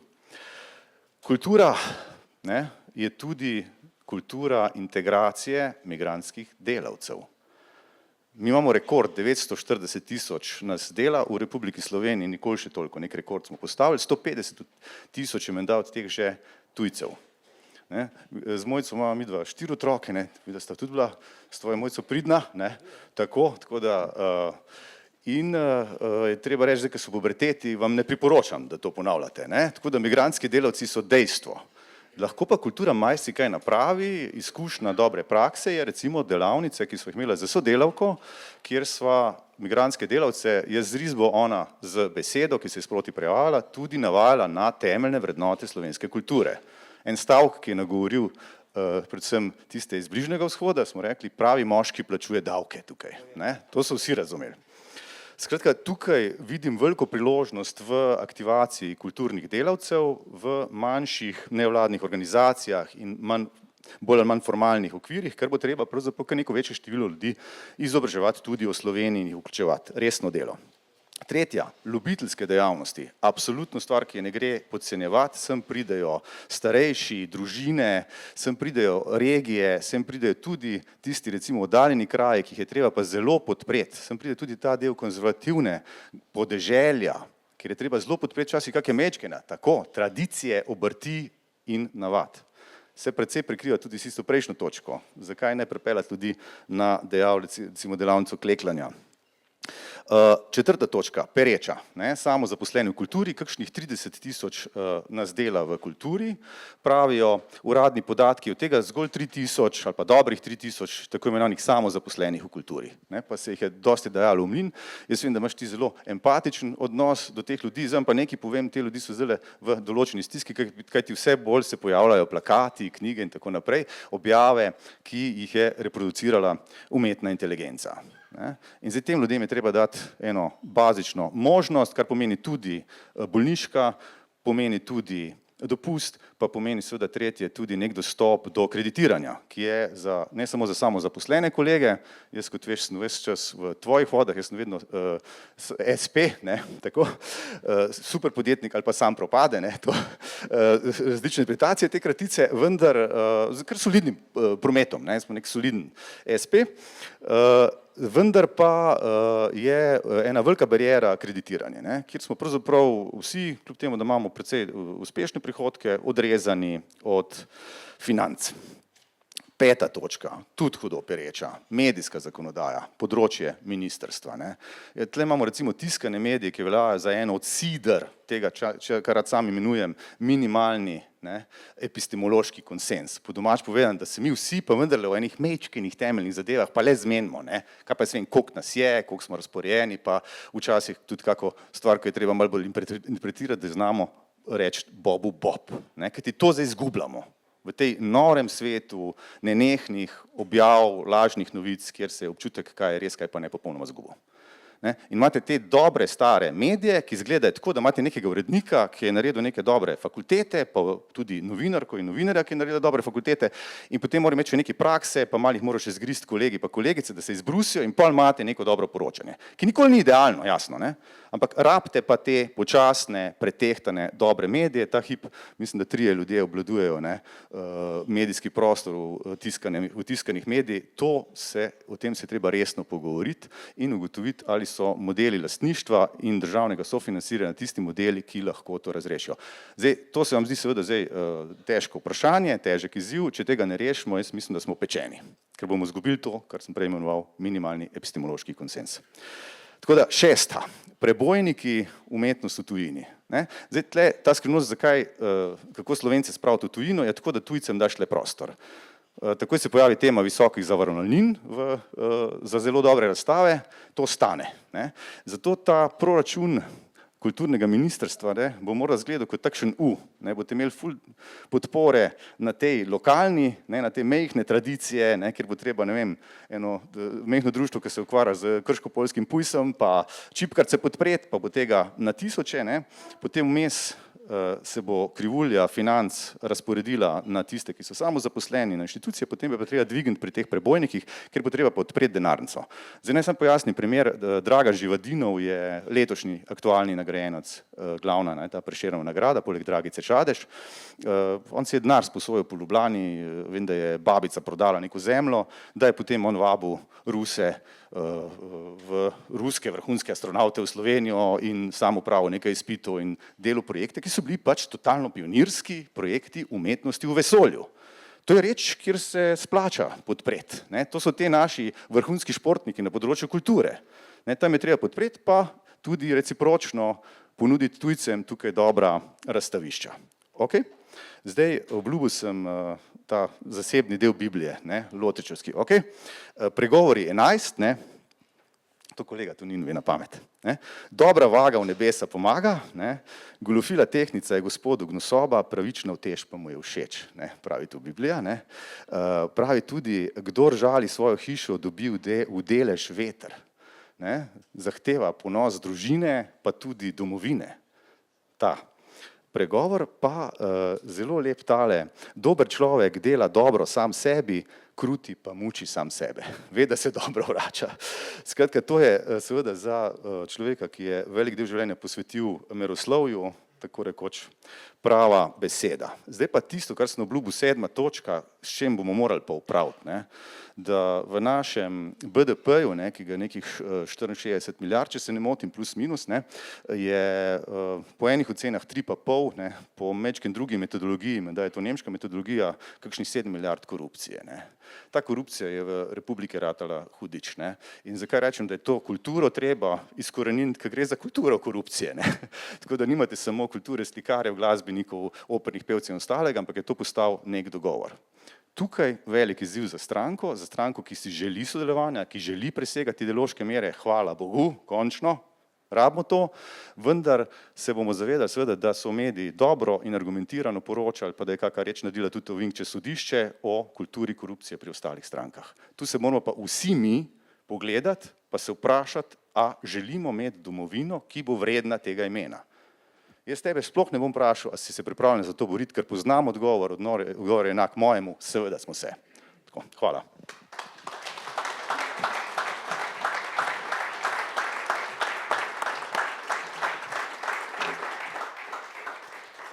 Ja, hvala lepa.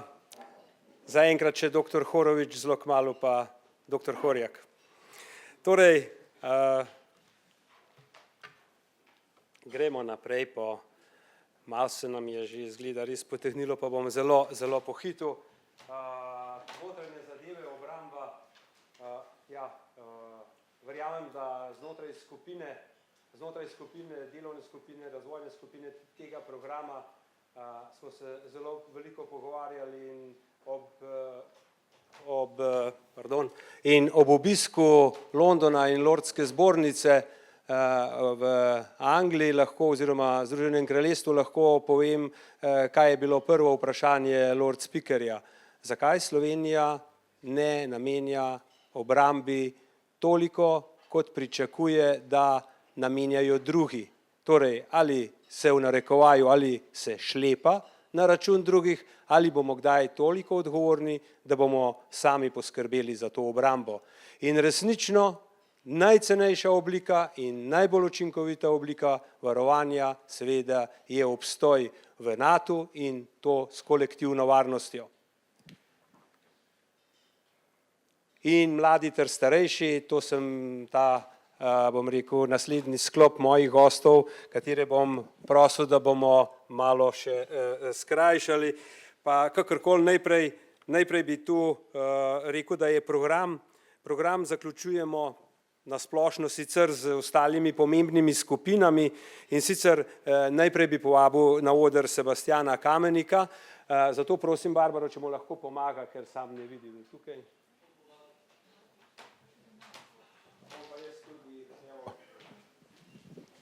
A se sliši se, ja?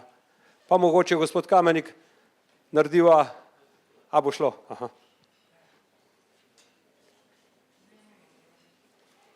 Kuža je zelo podoben Otoju, Oto je pa kuža tudi, da se okrog obrneva, je pa tudi kuža angleški veleposlanici v Sloveniji.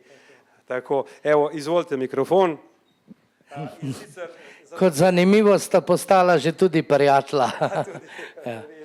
Predsednik Društva za pravice invalidov, podpredsednik Združenja prijateljev slepih Slovenije, velik zagovornik Braillove pisave, urednikuje in se novinarsko udejstvuje pri zvočnem zapisu Obzorje. Časopisu, ki ga izdaja Zveza slepih. Ja. Bil je radijski voditelj in pa tudi pesnik, humorist in pisec besedil. Torej, katere ukrepe bi lahko strokovni svet stranke Fokus predlagal za izboljšanje položaja invalidov? Takole, jaz ne bom dolg, ker se je že veliko kar povedali. Začel bi z osnovo, ki jo je, mislim, da gospod Bogovič izrekel. On je rekel sicer nič o kmetijstvu brez kmetov. Jaz bi pa rekel prvo nič o invalidih brez invalidov. Na vsak način je ta teden udarila ven pereča tema CSS, podjetje CSS v Škofji Loki, in mislim, da se take stvari ne smejo dogajati. Tu se enostavno potegne črta. Treba je skrbeti z področja države, da poskrbi, da bodo invalidi, ki so zaposleni, še bolje, da jih bi bilo še več zaposlenih, ampak tisti, ki so zaposleni, da imajo zagotovljeno neko varnost. Tega smo videli in se verjetno vsi z mano strinjate, tu pri tej likvidaciji ni. Jaz upam, da se bo vse to še vedno uredilo. Se mi pa zdi početje tele vlade, nažalost, tako kot bi nekdo zakuril hišo, potem jo pa pomagal gasiti. Tak način je enostavno nesprejemljiv. Potem bo treba dejansko urediti na drugačen način, tako zakon o osebni asistenci, kot zakon o dolgotrajni oskrbi. Zakon o dolgotrajni oskrbi bi bilo fino, če bi bil narejen iz stališča, da je res narejen tako, kot je treba, in ne samo zato, da neka prejšnji minister, pa zdajšnji minister, pa prejšnja vlada, pa zdajšnja vlada tekmujeta, kdo bo ga prej naredil, kdo ga bo prej spravil pod streho. Pomembno je pri teh zakonih, kako so narejeni. Ne kdaj so narejeni, seveda, najbolje čim prej, za marsikatere že prepozno, ampak tudi kako so urejeni. Pri osebni asistenci je predvsem treba opozoriti na pravičnejše sofinanciranje invalidov udeleženih v osebni asistenci in pa seveda, da bo zakon tak, da ga bodo lahko uporabniki resnično uporabljali, da ne bo prišlo na komisijah, ki odločajo o upravičenosti uporabnikov, do zelo ponižujočih situacij. Sam bom omenil samo dve, ko so komisija prišla preverjati, ali je neka uporabnica upravičena do asistence, so jo vprašali, pa sej trafiko imate pa blizu, greste kaj samo v trafiko. Je rekla, pa kaj pa ne grem, ko ne kadim, pa nič. Je rekla, no kak časopisi, pa greste kupiti. Slepi je to šla reči, ne. Ali pa v zadnjič gospodu, ja, sej vi pa ne potrebujete asistence, sej sem videla, da si znate zadrgo zapreti. Slepmo. Mislim, to so tako ponižujoče stvari, da mogoče se vam sploh ne zdijo, ki se ne srečujete s tem, ampak je treba opozoriti. Potem je treba opozoriti pa še na eno stvar, da morajo invalidi v osnovi se jim zagotoviti, da se dvignejo iz praga revščine.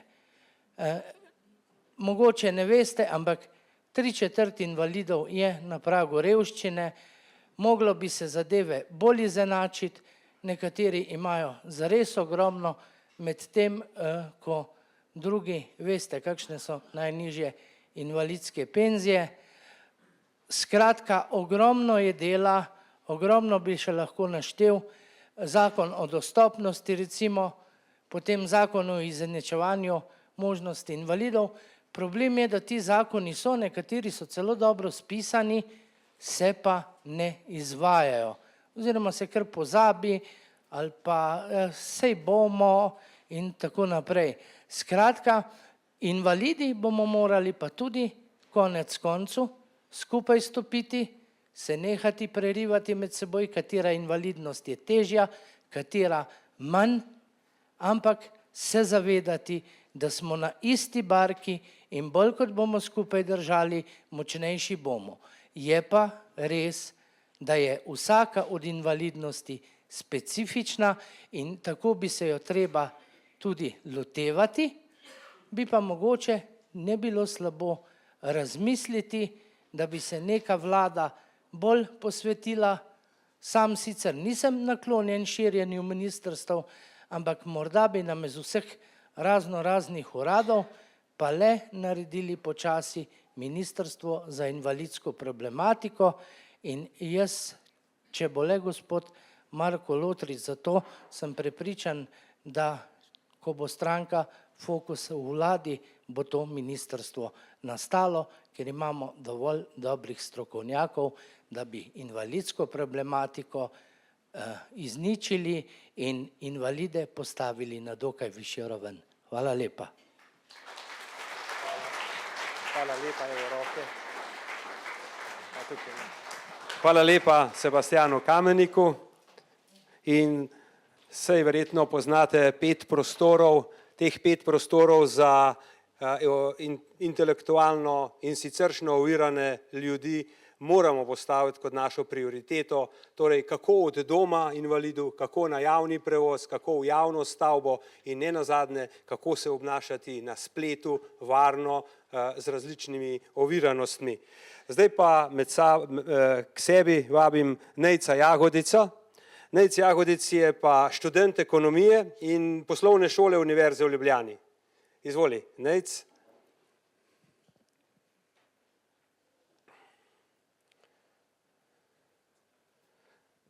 Zdaj, ker so mladi in starejši skupaj, pa poskušala najdeti najprej slajd za mlade. Kar izvoli, Nejc, kaj mladi najbolj potrebujete in kakšni so vaši tisti najpomembnejši izzivi?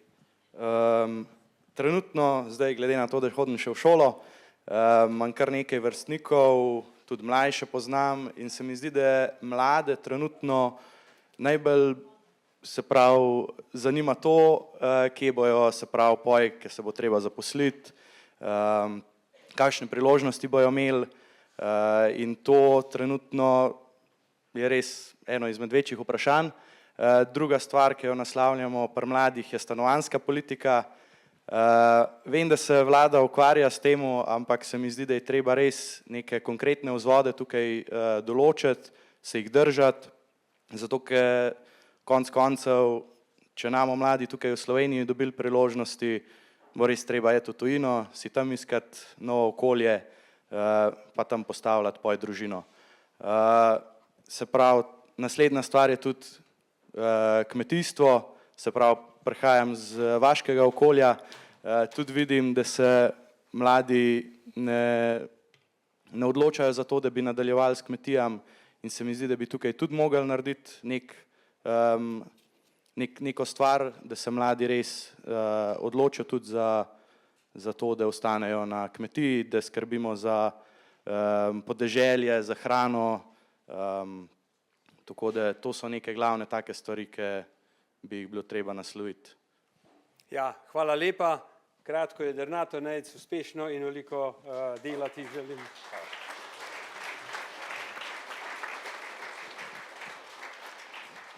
Tako je kot napovedano, seveda se fokusiramo na določena področja, ki so bile opisane, ampak za mlade in starejše pa želimo potegniti tako imenovano horizontalo. Se pravi, na vseh področjih. Kako pa starejši? Marko Staroveški se ne zaradi frizure, ampak zaradi višine bi te prosil, da nam nekaj o starejših razložiš. Hvala lepa za besedo. Lep pozdrav vsem. Seveda najbolj aktualna tema danes je pravzaprav starejši. Smo starajoča družba in to izredno hitro, zato je dolgotrajna oskrba aktualna tema, ki teče pravzaprav skozi. Seveda je to zelo velik zalogaj, ki ga pa trenutno ne rešujemo ravno najbolje. V pripravi je tudi nov zakon, pokojninska reforma ali zakon o pokojninah. Pomembno je poudariti, da osnova pokojninske reforme mora biti vedno vplačan del v pokojninski sklad. Ta mora biti vedno osnova tudi za poštene in dovolj socialno primerne pokojnine, da lahko ljudje živijo.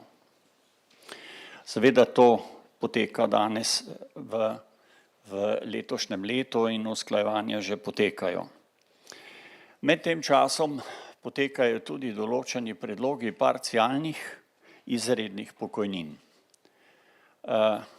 mi smo v državnem svetu dali na to veto, ker smo rekli, da se mora to urejati z pokojninsko reformo, ne pa z parcialnimi sistemi. Parcialni sistemi seveda ne bodo omogočali potem poštene in dobre pokojninske reforme.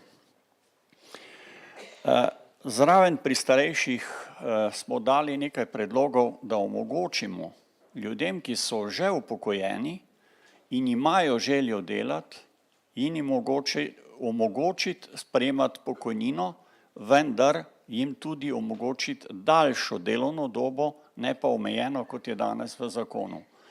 Odgovori so bili enostavni, da se to ureja potem šele kasneje z novim zakonom. Ta zakon je pa na poti, pa je vprašanje, ali bo 1 ali 2 letih, in to ni dobro. Kajti pri 150 000 ljudi, ki smo jih dobili iz tujine, je zelo velika škoda, da ne omogočimo našim upokojencem, ki so pripravljeni delati, da lahko to delo upravljajo. Ampak dotaknil bi se samo ene teme, in to je dejansko družbene krize. Mi imamo krizo v zaupanju in v spoštovanju. V veliki meri smo izgubili medsebojno zaupanje, smo razdeljeni, razcepljeni. Imamo velike težave z samim osnovnim spoštovanjem. Kot takim na skoraj vseh sistemskih in podsistemskih nivojih. Brez zaupanja in medsebojnega spoštovanja, in ki si ga moramo pa vsi tudi zaslužiti, ni možno napredovati v nobenem sistemu. Naj omenim samo nekaj pomembnih tradicionalnih vrednot, na katerih gradimo in so tudi v programu predstavljeni. Družina s poudarkom na tradicionalni vzgoji. Vrniti spoštovanje v najpomembnejše vladajoče inštitucije in podsisteme, in kot so šolstvo, zdravstvo. Osebna odgovornost v svobodi in ne samo pravice v svobodi. Gre za pomemben element odgovornosti. Patriotizem, mislim, da o tem najlepše govori Pavc v Slovenecem. Vsako delo je cenjeno, kar se pa tiče proračuna in upravljanja države, pa mora biti delano na način, kot je potrebno to delati v podjetju. To pomeni, prihodki in odhodki morajo biti usklajeni, zadovoljni morajo biti prebivalci, država mora funkcionirati in sveto je tudi lastnina, ki ne sme biti prikrajšana tako, kot je v ustavi. Tako da z tem načinom bomo lahko omogočili tudi aktualno temo dolgotrajne oskrbe. Toliko. Hvala lepa. Hvala lepa, Marko.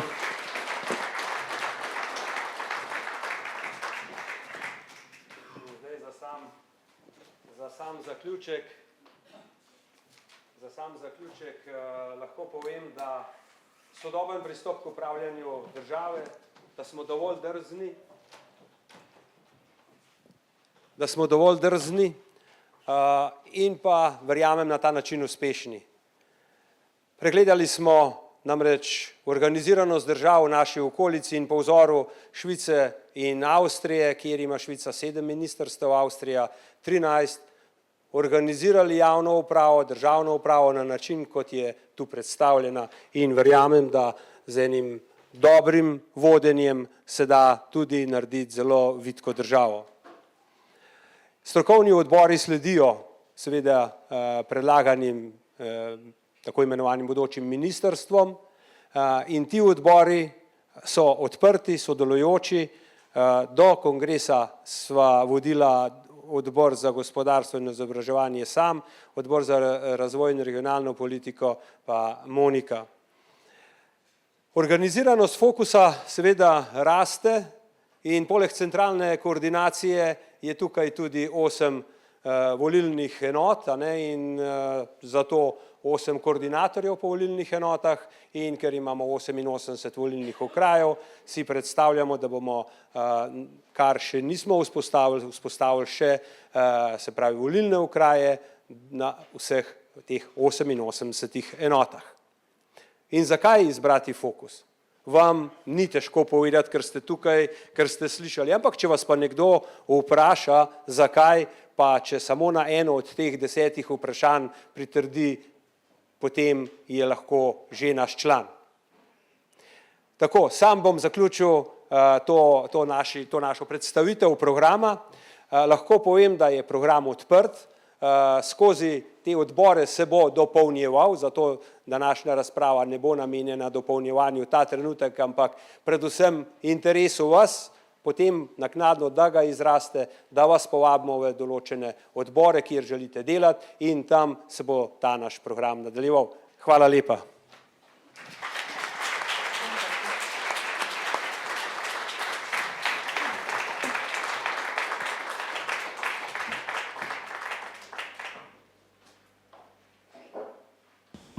Hvala lepa, Marko, in pa celotna ekipa naših gostov za zanimivo predstavitev našega programa. Jaz mislim, da smo bili dovolj konkretni, da se lahko vsak v našem programu najde, dejansko se vidi, da res mislimo resno, da ne želimo delitev. Kot rečeno, ta program bo danes popoldne po kongresu dostopen na spletu in potem se lahko tudi obrnete na nas za morebitne dopolnitve. Zdaj, vkolikor vam je bil program všeč, vas vabim k glasovanju, da ga tudi potrdimo, da lahko mi nadaljujemo potem z našim delom na tem programu. Prosim za glasovanje. Hvala lepa, potrjeno. Zdaj pa tako, ker glede na to, da se ustanavljamo povsem na novo, da nimamo nekih, bom rekla, močnih ekip še, smo vitka ekipa, če že govorimo, da bo vitka država, smo si pa zamislili enega zelo dobrega sodelavca, ki mu je ime Foki. Tega Fokija lahko tudi marsikaj povprašate, tudi ta bo danes dostopen na naši spletni strani in je zelo zanimive odgovore dobite.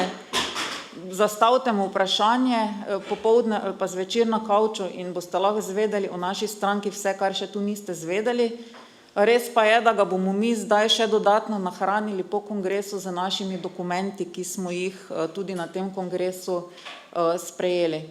Pa si poglejmo, kako Foki deluje. Tu mu zastavljamo vprašanje, zakaj je stranka Fokus najboljša izbira, in vam bo odgovoril. Recimo tu vidite, kaj so naše temeljne usmeritve.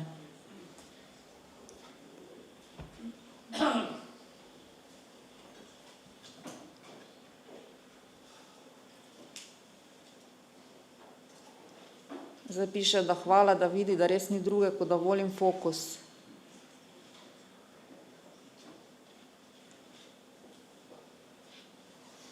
Če imate še kakšno vprašanje oziroma druge informacije, se spet obrnete na njega. Tako da malo se poigrajte, je zelo zanimiv. Zdaj bi prešli na naslednjo točko. Se pravi, to je tudi v bistvu zadnja točka našega dnevnega reda, se pravi, da lahko začnemo delati, rabimo tudi organe, pa bi šli, bom rekla, od zadaj naprej, oziroma bi najprej postavili, izvolili naše organe stranke, se pravi svet stranke, izvršilni odbor in pa nadzorni odbor, glasovali bi tudi v paketu.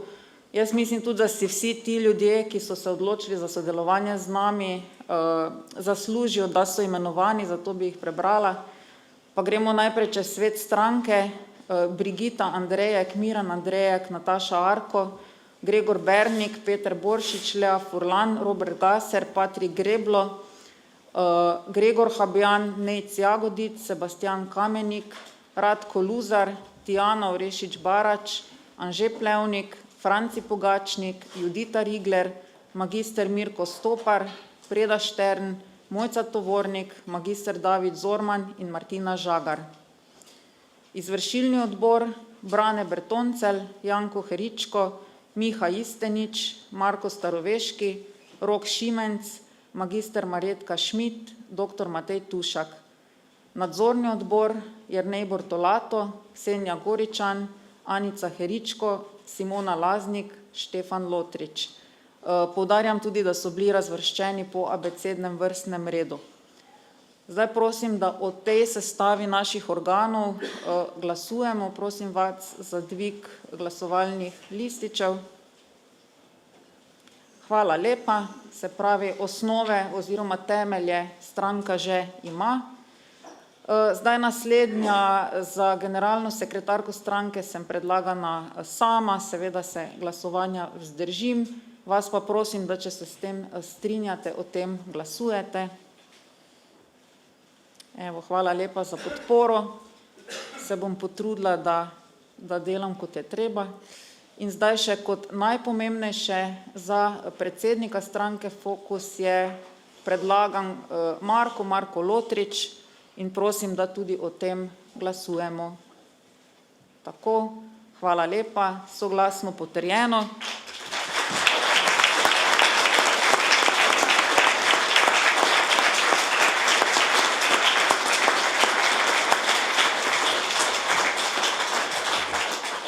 V imenu delovnega predsedstva iskreno čestitam vsem za izvolitev, ustanovnim članicam in članom stranke čestitam oziroma se zahvaljujem za sprejem statuta, programa in pa vseh ostalih sklepov, s katerimi je ustanovljena nova politična stranka ter postavljena osnova za njeno delovanje.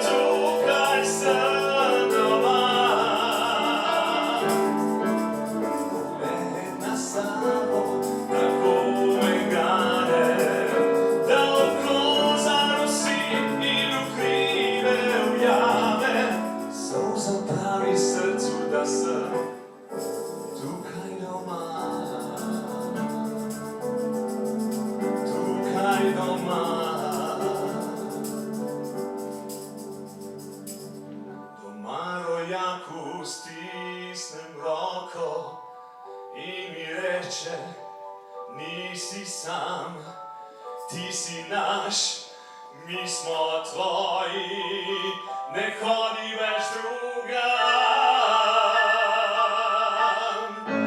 Ta zelena dežela me prevzame, ko vozim po cesti do Ljubljane. Tu imam ljubezen, tukaj sem doma. Pogled na Savo tako me gane, da oko zarosi in v hribe ujame. Solza pravi srcu, da sem tukaj doma. Le tega se kupiti ne da, ker sem jaz tukaj doma. Le tega se kupiti ne da, ker sem jaz tukaj doma.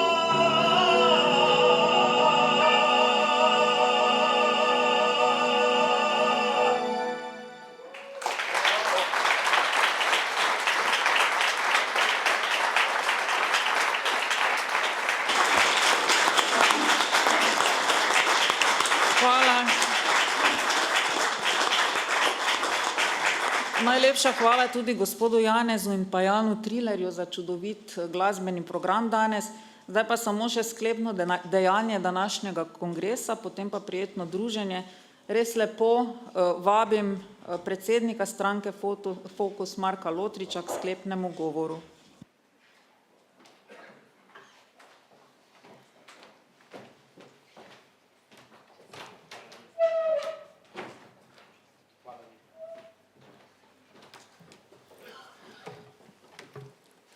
Hvala lepa za to čudovito podporo, za to enotnost in seveda moram reči, da čutim to energijo, vašo energijo, ki mi je že v prihodnosti pravzaprav popeljala na to pot. Tako da, spoštovani ustanovni članice in člani, cenjeni gostje, prijatelji, podporniki, najprej dovolite, da vam iz srca čestitam vsem, ki ste danes izvoljeni kot na različnih funkcijah v svet stranke, v nadzorni odbor, v izvršilni odbor, seveda vse čestitke generalni sekretarki Moniki in pa naj povem, da je vaša izvolitev znak zaupanja in odgovornosti, ki jo prevzemamo vsi skupaj.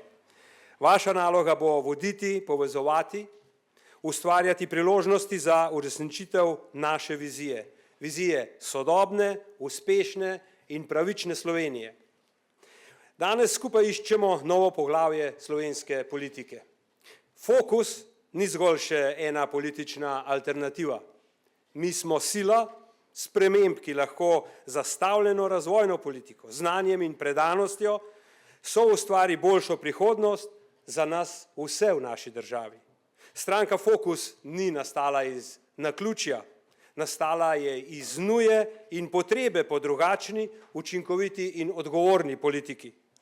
Nastala je iz prepričanja, da lahko dosežemo in presežemo ujetost in v ideološke delitve, da lahko namesto prepirov ponujamo rešitve, da lahko namesto stagnacije ponudimo razvoj in stopimo iz povprečja. Naša zgodba se je začela z željo po spremembah. Slovenija potrebuje politiko, ki bo usmerjena v razvoj, ki bo poslušala ljudi in ki bo v središče postavila tisto, kar je resnično pomembno. Gospodarsko rast, kakovostno zdravstvo, dostopna stanovanja, izobraževanje, ki mladim omogoča prihodnost in javno upravo, ki služi ljudem in gospodarstvu in ne obratno. Z zanimanjem in pogostim razočaranjem sem poslušal resnične zgodbe ljudi, ki sem jih srečeval v zadnjih mesecih, kot recimo, da mlad par ne dobi kredita za prvo stanovanje, upokojenec, ki že več kot leto dni čaka do dostopa do zdravnika in pa seveda podjetnik, ki se bori z birokracijo in previsokimi obremenitvami. Te zgodbe niso izjema. To je realnost, ki jo moramo in jo bomo spremenili. Drage prijateljice, dragi prijatelji, Slovenija je čudovita dežela, bogata z naravnimi lepotami, izjemnim potencialom. A žal njen razvoj zaradi neustreznega vodenja ne sledi njenim zmožnostim.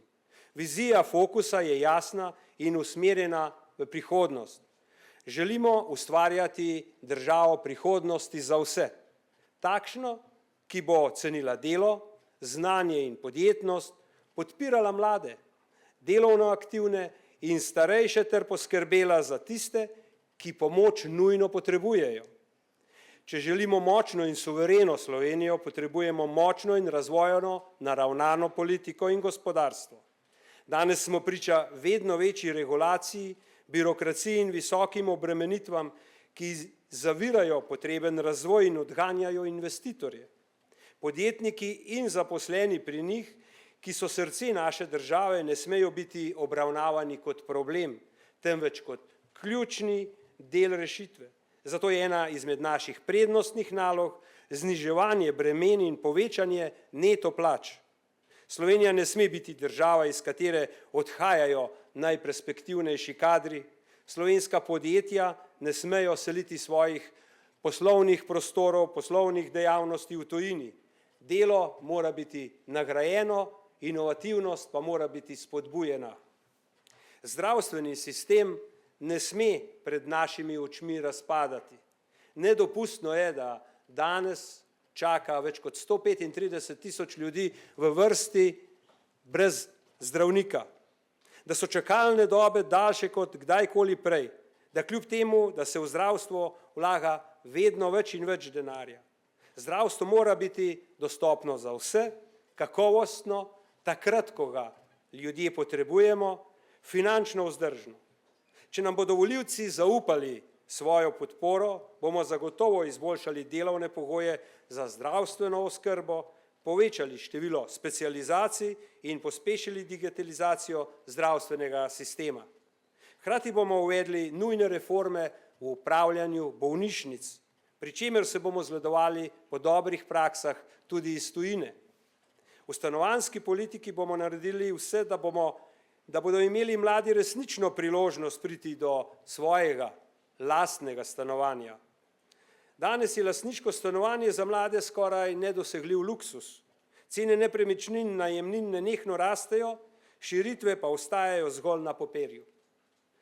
Posledično se podaljšuje negotovost mladih in poslabšuje negotovost mladih družin, zmanjšuje njihova perspektiva za prihodnost in narašča občutek razočaranja. V regijskem razvoju bomo ukrepili decentralizacijo in delokacijo z uvedbo v ustavi zapisanih pokrajin in podprli razvoj vseh slovenskih regij, ne samo osrednje in ne samo Ljubljane. Slovenija mora biti država priložnosti za vse, nikogar ne bomo pustili za sabo. Spoštovane in spoštovani, živimo v času hitrih sprememb, globalnih kriz in vse večjih tovrstnih tveganj. Varnost države je po drugi svetovni vojni najbolj ogrožena. Politična, geopolitična nestabilnost, pritiski na suverenost, energetska in prehranska varnost, kibernetski napadi ter pomanjkanje strateških zalog so izzivi, s katerimi moramo odločno in vizionarsko vodstvo narediti napredek. Naša politika zato ne bo ideološka, temveč pragmatična. Ne bomo se več ukvarjali z delitvami, ampak z rešitvami. Naš cilj ni preteklost, je prihodnost. Slovenija potrebuje zdravo pamet v politiki, potrebuje odločnost, potrebuje fokus. Danes dajemo zavezo, da bomo delali za vse generacije. Za mlade, ki potrebujejo perspektivo, za delovno generacijo, ki potrebuje stabilnost, in za starejše, ki si zaslužijo dostojanstvo. Želim si, da bi ljudje brez strahu stopali v politiko, ter da bi se nam na naši poti pridružilo čim več somišljenikov, ki še verjamejo v spremembe in boljšo prihodnost. Fokus je pametna izbira za ambiciozno in moderno Slovenijo. Za Slovenijo s ciljem.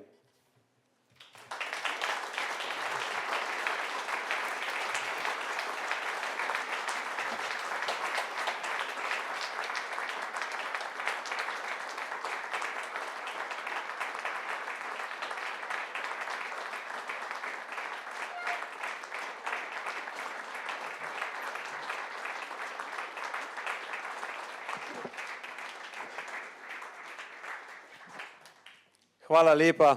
Seveda pa brez dveh zahval ne morem. Mojca, jaz mislim, da si ti tista, ki si ta prvo zaslužiš moj šopek, izvoli.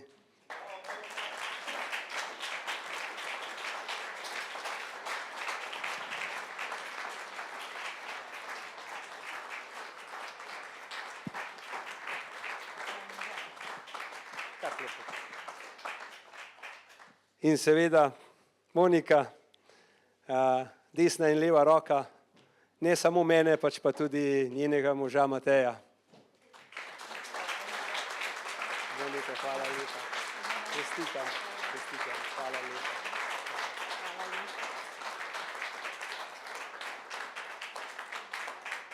Evo, kar sedite se. Ja.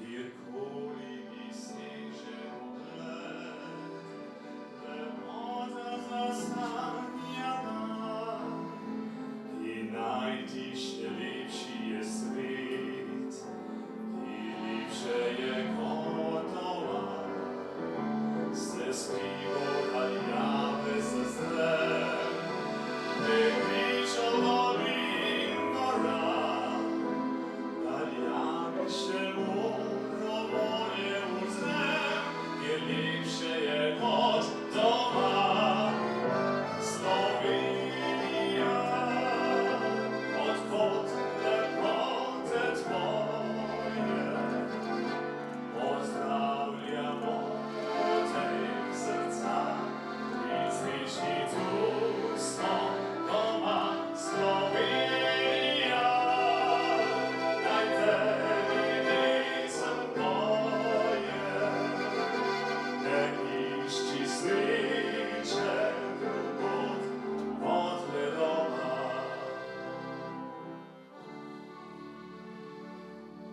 Povej še oblaček ti, prehodiš vsi svet, dežela še lepša je kje, kot naša, kjer srce